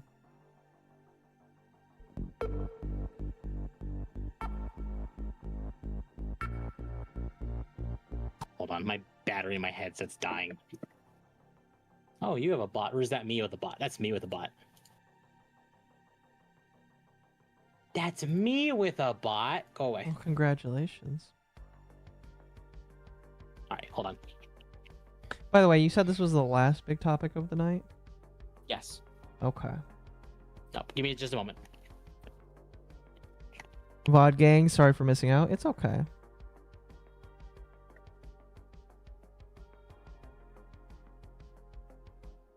There we go. Okay. Ooh, excuse me. Steam Frame is Valve's next generation VR hardware. Stream all your Steam games, VR and non-VR alike, in this comfortable, lightweight, wireless VR headset. Steam Frame uses camera-based tracking, so getting into your games is as easy as slipping on the headset and waking it up. Steam Frame controllers, included with Still the look like a headset, retard with the are headset designed on. with all the inputs you need for your VR titles, like motion controls and capacitive tracking for all your fingers, as well as a split gamepad layout to work with your whole Steam library. They even feature the same magnetic thumbsticks as Steam controller. Valve thought about that. So they put the same TMR6 from the controller in the VR controllers, Yeah. which means your VR controllers are less likely to drift as well.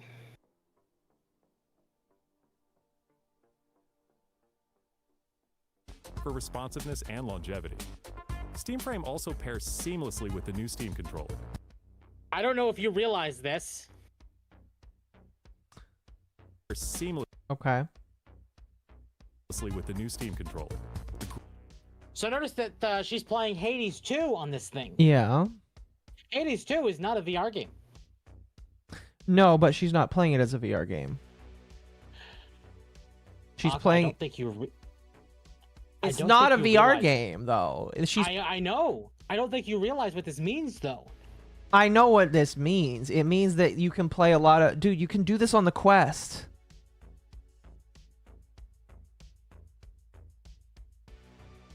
We can do this on an ARM CPU. Okay. Yeah. This is an ARM CPU that is being backboned by Proton. Meaning the amount of playability with this thing not being locked to VR is massive. Yeah.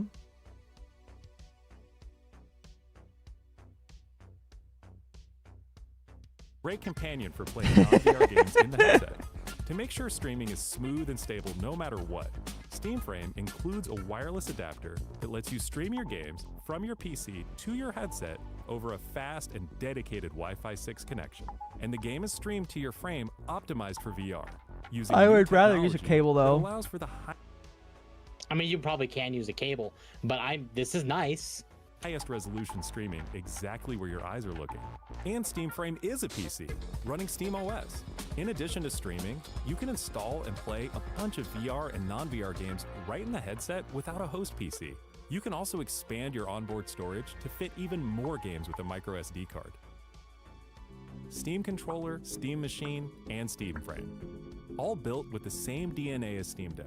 all powered by Steam, work Obviously, Occo is a bad example because it's Thank you for the lots of 5. flaws. Mercenarix21 donated $5 to help her with her troubles. I think I still have my old Sony TV glasses that literally were a big screen TV on your face. But this is better. And probably cheaper. Probably. Thank you for the 5. together and can be used however you'd like with whatever peripherals and accessories you choose. Everything you see here is the culmination of what we've learned from our previous hardware experience and what we've wanted ourselves as gamers. Powerful PC gaming in an open ecosystem, giving you more ways to enjoy the games you love and discover new ones. Steam Controller, Steam Machine, and Steam Frame are all shipping in early 2026. Learn more at Early 2026, so it's coming out very Yeah. soon. That's very soon. Yeah, that No. means in the January to March range. To be fair, it could also mean April through June. But we can pretty much guess we'll probably, at very most, we'll hear about the pricing in Q1 and they will release in Q2. Best case scenario, they will just announce the price and release them in Q1. Mm-hmm. I think they have learned a lot from the Steam Deck and will not encounter similar issues from that period. Your boy ready for RGB eyes? Yeah. So, I can't show it because this post has been deleted. But according to Pirate Nation, Valve is still aiming for a 2025. Sorry, let me preface this by saying, did you notice there wasn't a game announcement here? For what? The Steam Machine. Yeah. I mean, like, do they need to announce a game for it? Okay, no, but it is a console. I'm sure Valve knows it is a console. Yeah. Meaning, what happens when you release a console with no games released on it either? Okay. They have an entire library of games. I understand this, but you know what's going to sell more? Oh my gosh. What, Half-Life 3? Who's at my legs? Oh, it's the dog. It was Gaben trying to assassinate you so you don't reveal his... There are over 11,000. No, I know, but it's not a console. It kind of is. I mean, it's not a console, but it is. Because I promise you, people aren't going to be using this like a PC. At least the usual audience. Probably not. I mean, it's coming installed with Steam OS by default. It is coming installed with SteamOS. It's a gateway PC. Exactly, it is. But it is going to be Gateway primarily used as a PC. console. Oh gosh. But the reason I say this is we have talked about HLX for months. We know HLX is in development. Pirate Nation has posted Valve is still aiming for a 2025 Half-Life 3 announcement, according to Gabe Follower. Credible Half-Life data miner Tyler McVicker just said in his stream that he expects Valve to announce HL3 within 2 weeks. I want to preface, the reason I'm not bringing that up is because that tweet was deleted, because Pirate Nation was, had Tyler McVicker actually respond to him. Basically saying, I didn't say that. I said that the rumor seems that Valve still wants to announce the game within this calendar year, and if so, that would take place within the next 2 to 3 weeks. However, this is all hearsay and unconfirmed. I try not to speak in absolutes like this. Good, you shouldn't. But he has gone on record on stream saying that there are a lot of people that are talking about this as if something is coming soon, and they're not getting that information from him. Who is he again? He is a very high-profile data miner Okay. that has primarily data mined Valve games and has been doing it for several years. I see. So that's why they care about him. That's why they care about him, exactly. I get you. I get you.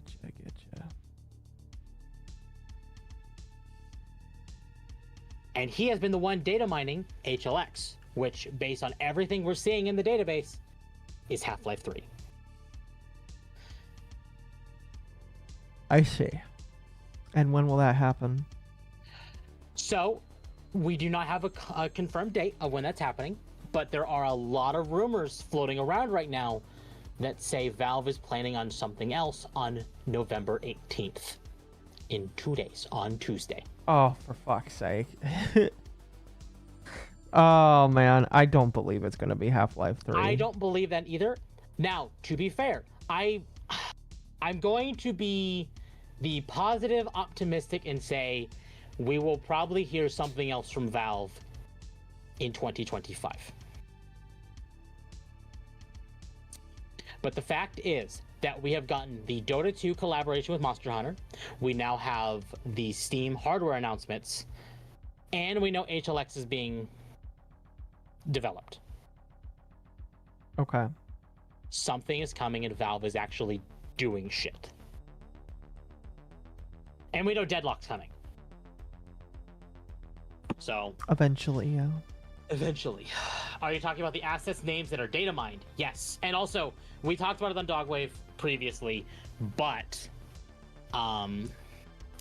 they are very far into development of HLX to the point they're letting family members play test it. And they're in active optimization mode. Once you're in optimization and letting family members play test, that is the final stretch. So this game is pretty close to being done. If it I will exists. Stand on this hill. I'm positive it exists. Uh-huh. Sorry, Love trying to it. rub my eyes. Oh, it's been a long day. Akko's rolling his eyes, not No, rubbing I'm rubbing his eyes. Could I be wrong? Sure, I could be. And I know nothing otherwise. But you know what? Oh my god, she's got Thank you milkers! for the 5. Mercenarix21 discovered Mom has milkers and gave $5. How about instead of Half-Life 3, it's basically them starting their own bank and payment processor? I mean, what if they have the ability to bypass CC?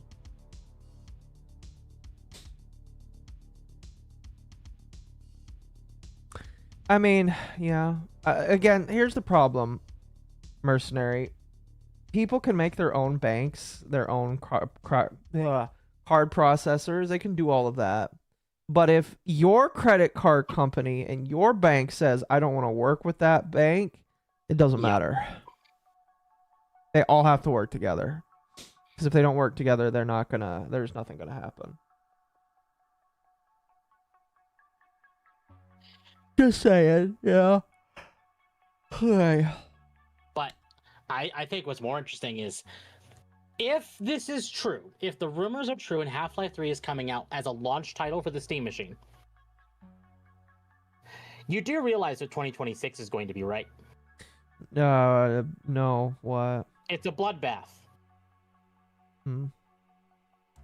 GTA Fair. 6 is coming out in November 2026. That is if they don't delay it again. Meaning, I'm telling you right now, it's going, no matter what happens, it's a bloodbath between Half-Life and GTA. I kind of want to see it, though. I do want to see it. This means Valve is going to release a new game engine. Yes. Source 2, which is actually already exists in Counter-Strike 2 and Deadlock. GTA 6 is coming in 2028. See, I believe that. Yeah, I think GTA is gonna. Here's my thought process. Do you think that they will push it back again by 6 more months if Half-Life 3 is confirmed? No. Well, maybe. I don't think it's gonna be that reason, They're like, but oh maybe. fuck, we got to push it back again. I'm gonna tell you right now, though. We're about to see, if this is the case, we're about to see a lot of games just flat out delay it, either for that middle portion of 2026 or just wait till 2027. That would really suck for all of them. Yes, it would. A lot of indies are absolutely going to be either like, oh shit, we have to do this at this period or at this period. Yeah. Because if this game comes out in early 2026, early 2026 is just owned by Half-Life, period. And if GTA 6 is coming out at the end of 2026, the end of 2026 will be owned by GTA 6.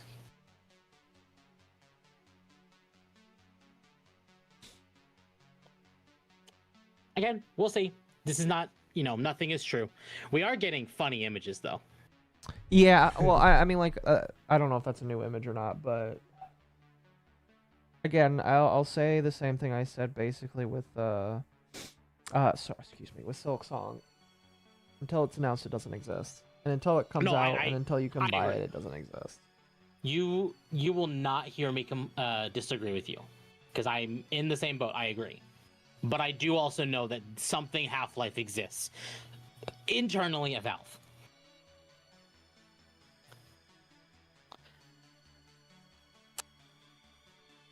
From Gabe Follower, Valve confirmed that it's not currently working on a new first-party VR game. A member of the Steam Frame team denied that it has any VR content in development. Here you go, another confirmation that HLX/Half-Life 3 is not a VR game. But I wonder what happened with rumored VR demos for Steam Frame. So we know that Valve was working on some VR demos, kind of like Desk Job, but for the Steam Frame. So the actual post says, today saw Valve officially announce Steam Frame, a streaming first standalone VR headset that's launching in early 2026. While the company is aiming to make your existing Steam library more valuable, this naturally raised the question following 2020's Half-Life Alyx. Is Valve developing new VR games for the headset? Speaking to Upload VR during our recent visit, Valve told us that it's not talking about content today. However, Road to VR says that a member of the Steam Frame team denied that it has any VR content in development, offering what the publication described as a simple and definitive no. While Alyx wasn't a launch title for the Valve Index headset, the groundbreaking title arrived less than a year after launch. Before that, Valve had previously confirmed it was developing a flagship VR game, whereas Steam Frame will seemingly rely on existing and third-party titles. This is kind of a post that has people kind of up in a tizzy about Half-Life 3 as well. They have said no new VR games are in development, and they are not talking about content at this time. Mm-hmm. They did not say they're not talking about content, period, just at this time. And a lot of the theories running around is the reason we didn't see Half-Life or any content in this trailer is because they know that while this hardware announcements are fantastic, these are great, these are the best things they've done in a while. You also need to remember that if they announced Half-Life 3 during this, the hardware announcements would have been negligible. So having a dedicated announcement for whatever HLX is will do a lot better after letting the hardware announcements sit and stew. Which is why people think the 18th is happening. Mm-hmm.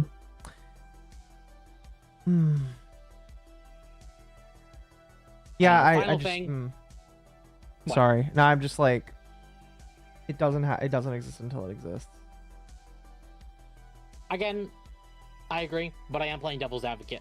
I know something exists. Yeah. Valve recommends sharing your game library on micro SD card between Steam Deck, Steam Frame, and Steam Machine. They're fully inoperable, just interoperable. Interoperable. I was about to just say that doesn't make any sense. Yeah, inoperable doesn't make sense. Interoperable. Just bring it along with you. So they've been touting this for a while, where you could have multiple SD cards for your Steam Deck and just have multiple games installed on separate ones for whatever you wanted to play. And they're continuing that trend with the Steam Frame and the Steam Machine. So they want you to be able to mix all these devices together into a full Valve ecosystem. Which is, excuse me. That's not a bad idea. It's not. It's actually very smart.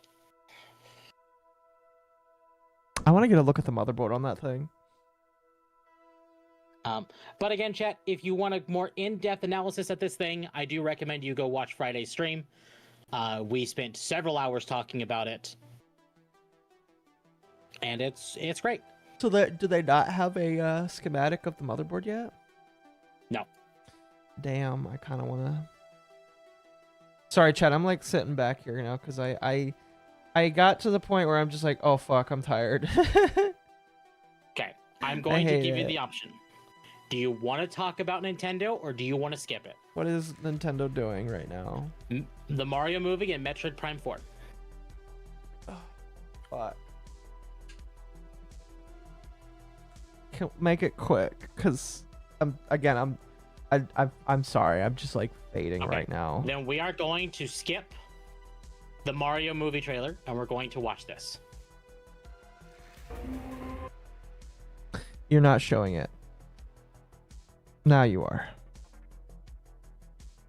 So I want to know, the Friday stream we did watch the Mario trailer. I This did is get a copyright notice for that. 7-minute trailer. Yes.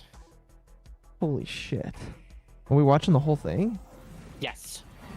Fuck. Okay.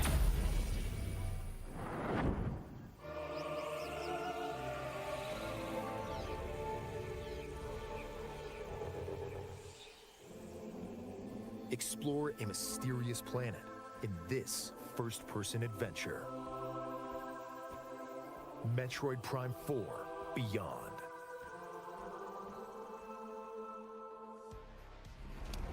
I know some people that allegedly aren't Galactic interested in Federation buying this UTO anymore Research because Center of is attacked the by controversy. arch-rival Silence. Yeah, we'll be talking about that. The lone hunter Samus Aran Or I will be, depending on Akka's tiredness. becomes entangled in an unexpected disaster. Oh no, she lost all her powers again. And was She transported awakens on to an unknown heaven. planet called Vuros. Now, she must fight to survive the That is planet. actually the name of the Find a planet. way Holy home. shit.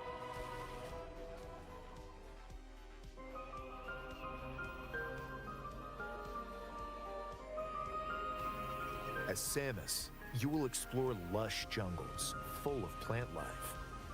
A factory roaring with thunderous storms. It's a very pretty game. I mean, A yeah. research lab frozen in ice. And a facility nestled in a volcano. All of which contain remnants of a civilization long extinct. The maps are maze-like and intricately detailed. Just like the last game. Yep. And ferocious beasts will stand in your way.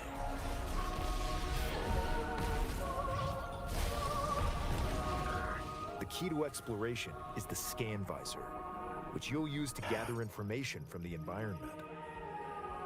Why did this planet's civilization crumble? And what have they left behind? Could there be a clue to your escape? Scan various objects to collect and analyze information to find a way forward. Just like the last games, I'm pretty sure. Yep. Well, it's also done by Retro, so. Your core abilities include Samus's Power Beam, which can shoot rapid fire or charged. Highly accurate target tracking missiles. The ability to jump. Yes, your ability to jump. Thanks, Nintendo, for that one. Altering Morph Ball. And dashing while locked on a target. During your adventure, you will also receive mysterious powers passed down on Vuros. Psychic abilities. Direct the control beam's trajectory with the power of your mind.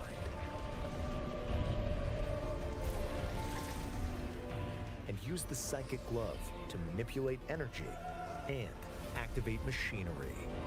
Now, admittedly, the puzzles on this in this game are going to be pretty interesting if they do this. Psychic glove. Interesting. Okay. By harnessing these abilities, you can access new areas, greatly expanding the explorable world. Obviously, Occo is a bad example because it's a lost cause. Mercenarix21 donated $5 to help her with her troubles. See what we will.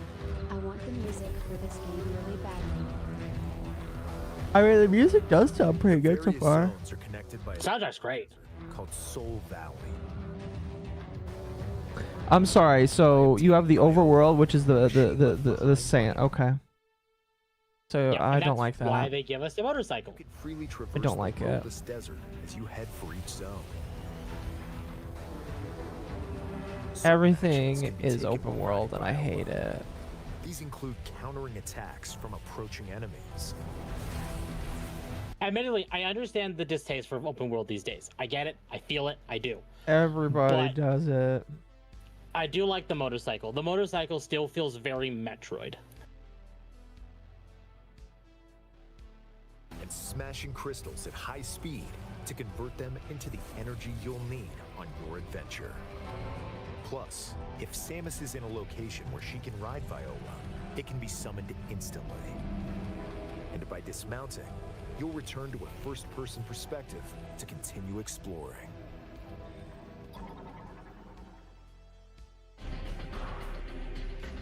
Here comes the controversial moment. Okay. Oh wow, we're halfway through. Yeah, it's not long. I understand you want to be done. We'll be done I'm soon. tired. I'm sorry. Like Samus, some Galactic Federation troopers That face model, though, that's out of Halo. Dude, that's a nose. Nothing wrong with that nose.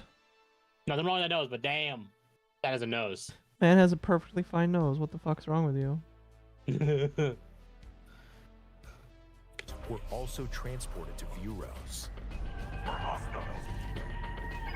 His graphics look good, but it's not a Metroidvania. It's a FPS third person. Hey, chill. Go play Metroid Prime.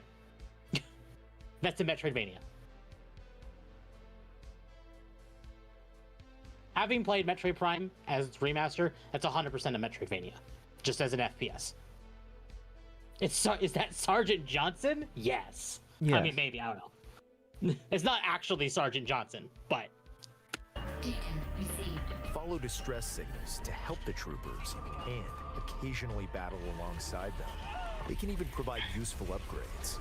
Teamwork is key if any of you hope to escape the planet alive. So, I was talking to Dylan about this. Though there is some lore to indicate kind of where this might sit in the timeline, because Metroid actually does kind of matter with its timeline. Somewhat. But Dylan pointed out the death animation of these monsters. It's the same death animation as the Ing from Metroid Prime 2, which has brought some. So the Metroid at game's least not I know- going. Well, the Prime game's not So- going to order. Prime games, so Metroid Prime 1, 2, and 3 take place between Metroid 1 and 2. Yes, I know that. But we do not know where 4 sits in that timeline. We know it has to sit before Fusion because of Samus' suit. But that's all we know. Okay. Escape the planet alive.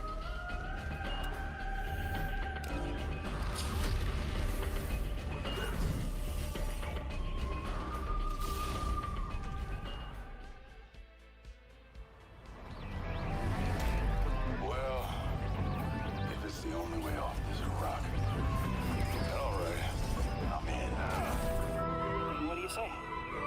Teammates? It appears you require assistance. I had no interest in anyone but my family. Now it's a little different. Okay. I have a complaint. Okay. Metroid. I played plenty of Metroid games. The best part about a Metroid game is the fact that you're alone. Right. But I want to add on to this, and while I agree, this game starts with Silex attacking a Galactic Federation facility I know. to obtain Metroids. Mm-hmm. Samus intercepts Mm-hmm. and actively fights him in the middle of an active war zone Mhm. with Silex's forces. I know. I'm just saying. Silex, as far as we are aware, teleports Samus, but we don't. But that field that teleported Samus to Vuros grabbed Federation troopers. I have no problem with this because there's an active lore reason why they're here. I know. They're not just here to be here. But like every Metroid game, you're basically alone for the entirety of it. I think this adds a level of suspense to it because Samus she is a bounty hunter, but she does care about like the lives of people around her. Yeah, Like we but saw like that several times. part And of what makes having her this- so badass is that she fights everything alone. I mean, yes, but at the same time, this is definitely after Other M. I feel like this is 100% after Other M. And despite all the problems with the Other M, I think that has some. I thought they forgot measure that Other of- M existed. No, Other M's still very. Sometimes, Teb, it feels like you're the butt guy. Look, not incorrect. Look, I think it adds a level of suspense because after the events of Other M, she's going to want to make sure this team returns home safe. Because that was a mission she lost, essentially. I mean, she won in the end, but at what cost? I don't like that there are other people, because all of the games are written around her being alone, and the only things that are there is everything else is hostile. So I just, maybe I'm stupid, but that's just me. That's just me. Chat, tell me what you think. I don't oppose this. I understand why people don't like it, but I don't oppose this. I think it just adds more variables for fucking up the story. I hope we can keep the band together. Samus was working with others in Other M, Prime 3, Fusion, and Dread. No, yeah, she was. Didn't she have a team in Prime 3? Yes, and they all got corrupted immediately. It has been a while since she's been completely alone. Yes, it has been. This is just the first time in a while she's been with Federation troopers. But she's been with other people. And by alone, I mean like being without people that actually just won't try to kill her. Again, Dread. Dread doesn't count. She was with robots that were trying to kill her. No, there were other fucking bird people. I forget the name of this species. They don't count.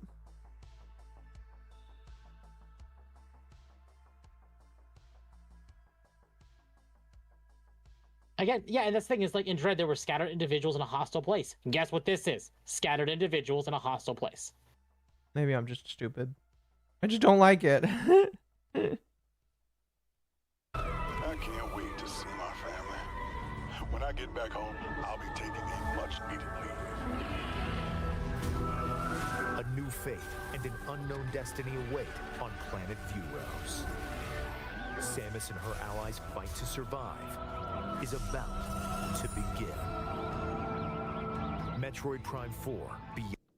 So, that is the overall, and they kind of go into what the different versions include, but that's pointless for here. I want to bring up the controversial thing. Oh my god, she's got milkers!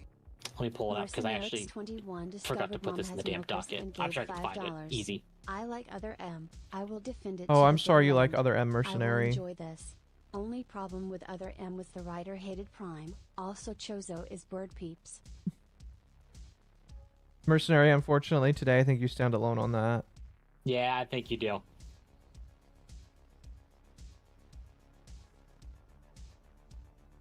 You know what? I'm going to do this. Because I know Endymion replied to it.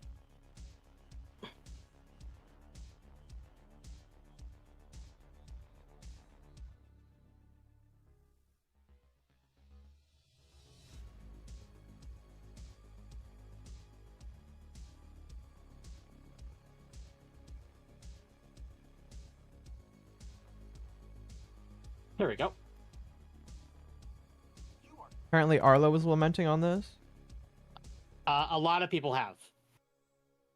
So, I want to give context. As a tech nerd, I sympathize with this guy. Whoa! You are sneaky quiet, you know that? You're alone.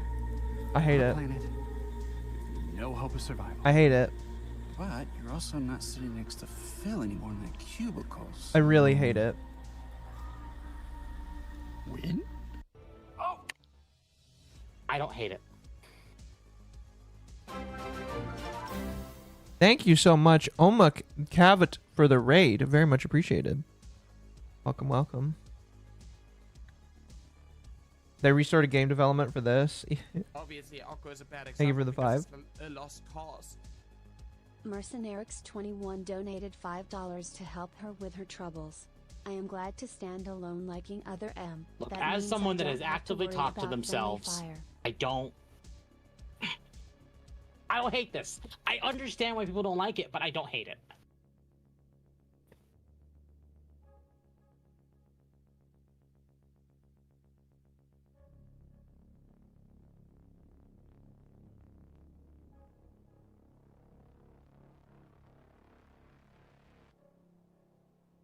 Like, I think people complaining about this are stupid. Like, if it comes out bad when the game actually is officially released, fine. But based on the little snippets we've seen, I think the people complaining about this are fucking stupid.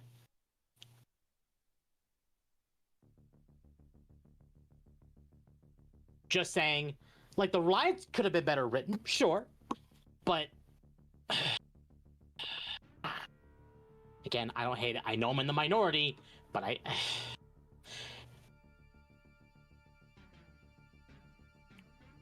all right, that is it for Dogwave. I will let Akka go to sleep. I'm sorry. I just like I died like 30 minutes know. ago. I stopped playing know. Minecraft It's- like an hour ago. It's been just me, chat. Akka's just been kind of a background thing. No, no, no, no. Don't say that.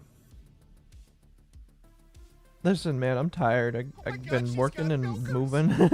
Mercenarix21 discovered mom has milkers and Thank you for the $5. What? Agreed, What do Tim, people but exactly? here's What my do people want? He's a stake in nerd. this. It's exactly. If these He's a guys are fucking talking, nerd. That means Samus doesn't have to say much at all. I don't. Again, I just don't like it. I just don't like it. Nobody for two says send a DM of my secret project on X. Don't show chat. Okay. Thank you. I'll have to take a look. Eventually. No, I'm sorry, Temp. I think I've just been... I'm tired because, you know, it was my last day of work and, yeah, I'm tired. No, I get it. All right, chat. That's Dogwave. What I'm doing next week, we're doing Grounded on Wednesday. We're finally doing Crow Country on Friday, so long as things don't break. Abiotic on Saturday with Magma, and then more Dogwave next week on Sunday.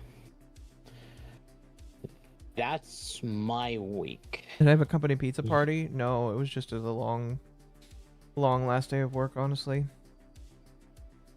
And I've been, like, prepping for stuff.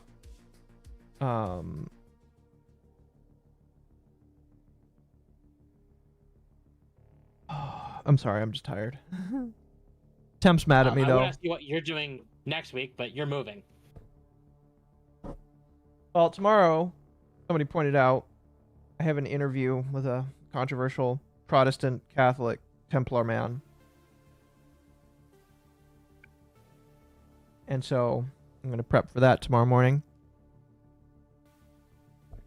Probably should have not done that so that I could finish cleaning and moving, but I should be fine. Other than that, once I'm done moving, I probably will resume streaming on Friday. There will be no... Excuse me. There will be no stream on Wednesdays, which means there's no Grounded on Wednesday.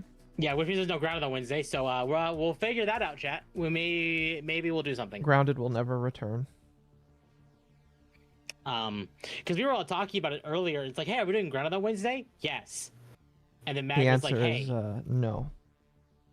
are we actually doing it? No. So Sorry. we're not doing Grounded. We will figure something out. Sorry, I'll be like, my computer will already be in my car by that point. Tap misery? Maybe Magma. We'll see. We shall see. But the schedule comes out tomorrow, so you will probably know by tomorrow what we're doing. Yeah. So chat, tomorrow, last stream before the move, I should be available for Under the Tea. Under the Tea is going to be special because we're going to do a shit on a Chemi festival. Because those that don't know, Chemi Karai decided to redistribute a former friends, very traumatic past, and basically get the ire of everybody on the internet. It reunited the Nazi with all of the people that they hated. It literally like pulled together people that hate other people just to say, yeah, we all hate Kami Karai. So on Thursday we're going to talk about her. Like I said, tomorrow I'm interviewing Templar. I think that should go well. I've already spent like a little bit of time prepping questions. Oh goodness. You know, there was one other thing. The Nemesis was complaining again. Yes. We won't be bringing it up. But the Nemesis was complaining again. Yeah, chat, unironically. People bitched at me for saying that the Nemesis was like DSP. And the Nemesis like screamed for days.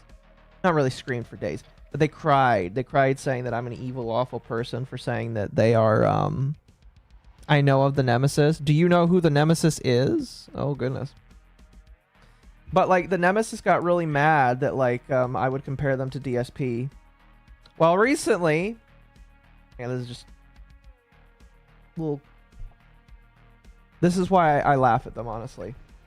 They recently came out and made a post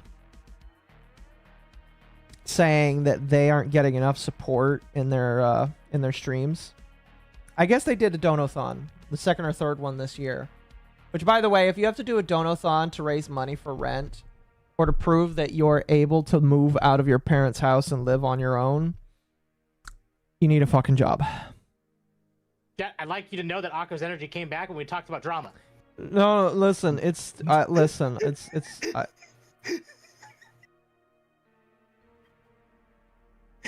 Dude, I'm laying back in my chair right now. I'm zonked in right now. I'm sorry. But no, like literally. Here, I'm not gonna read the whole thing word for word. Let me see if I can find it, and I'll only spend like 30 seconds looking for it. But like, there it is. I haven't counted. But chat, you know, DSP's big thing, okay? DSP's big thing in his life is talking about support, right? He's like, I just need some more support. I need some more money. I gotta feed my family. I've got dogs. I've got cats. I think he said at one point he had birds. I can't remember. But DSP's whole thing is, I just need more support. We need it. We need the support tonight, guys. We gotta get the support. In the Nemesis's post, which is like a mini book, he talks about how the Donathon was a complete and utter failure. He complained that people that came to watch him for one video game did not stick around for the next one. And how the previous Donathon that was super successful did not translate to long-term people.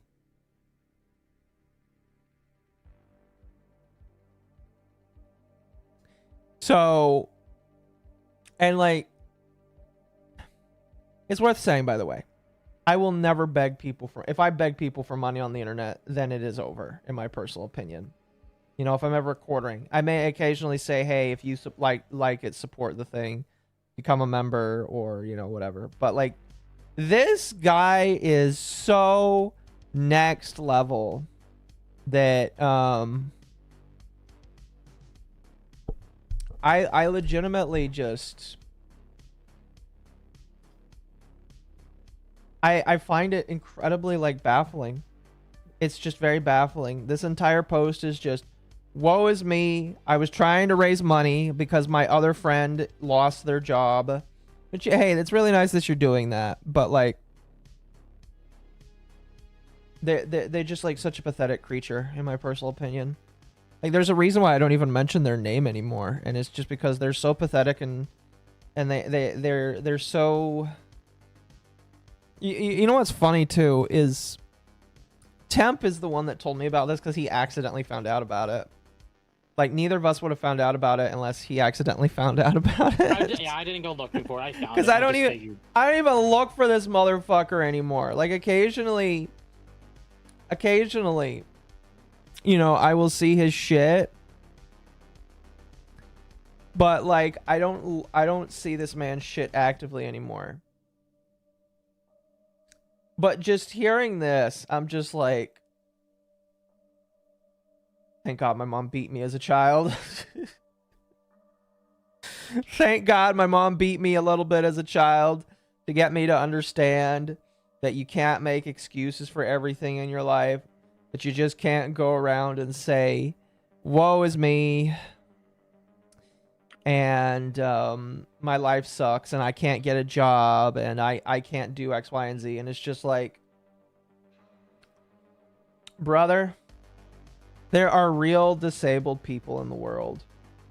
I've met some of them, and they would kill people like you to get a job. You know? I know people that would kill for a job. Maybe the job is killing, I don't know. But I just wanted to say that was extremely pathetic to read, you know? You know, Temp sent it to me and I was like, Temp, can you TLDR that for me? And then I eventually read it. I told you no. No, you TLDR'd it for me. But like, yeah, you did. When I eventually read it, I was just like, man, this guy's so fucking pathetic. So fucking pathetic. And obviously, I don't wish life ruination on anybody or him. But I hope he gets a job one day. I hope his parents like softly coerce him to be like, hey, Akko's nemesis, go get a fucking job, please. That's it. I'm done. Go ahead. All right, chat, if you enjoyed the content, I would greatly appreciate it if you leave a like, subscribe, hit the bell for notifications, join the Discord as it's the best place to know when I go live. The schedule will be out. You will see that on Twitter, you will see that on the YouTube post, and you will see it in the Discord. So I highly advise subscribing on YouTube, joining the Discord, or follow me on Twitter. It is the best places to know literally everything about what's going on with streaming. Get a job, you broke ass scrub. Basically, yes. And once again, remember, the nemesis is like almost old enough to be not my dad, but like they've got a little more or a little less of a decade on me, is what I'll say. All right, chat, I'm jumping off. You all have a good night. All right, chat. Love you all. I'm sending you to Maury. Maury is playing Raft, so I'm gonna send you to there. Good night, chat. I'll see you.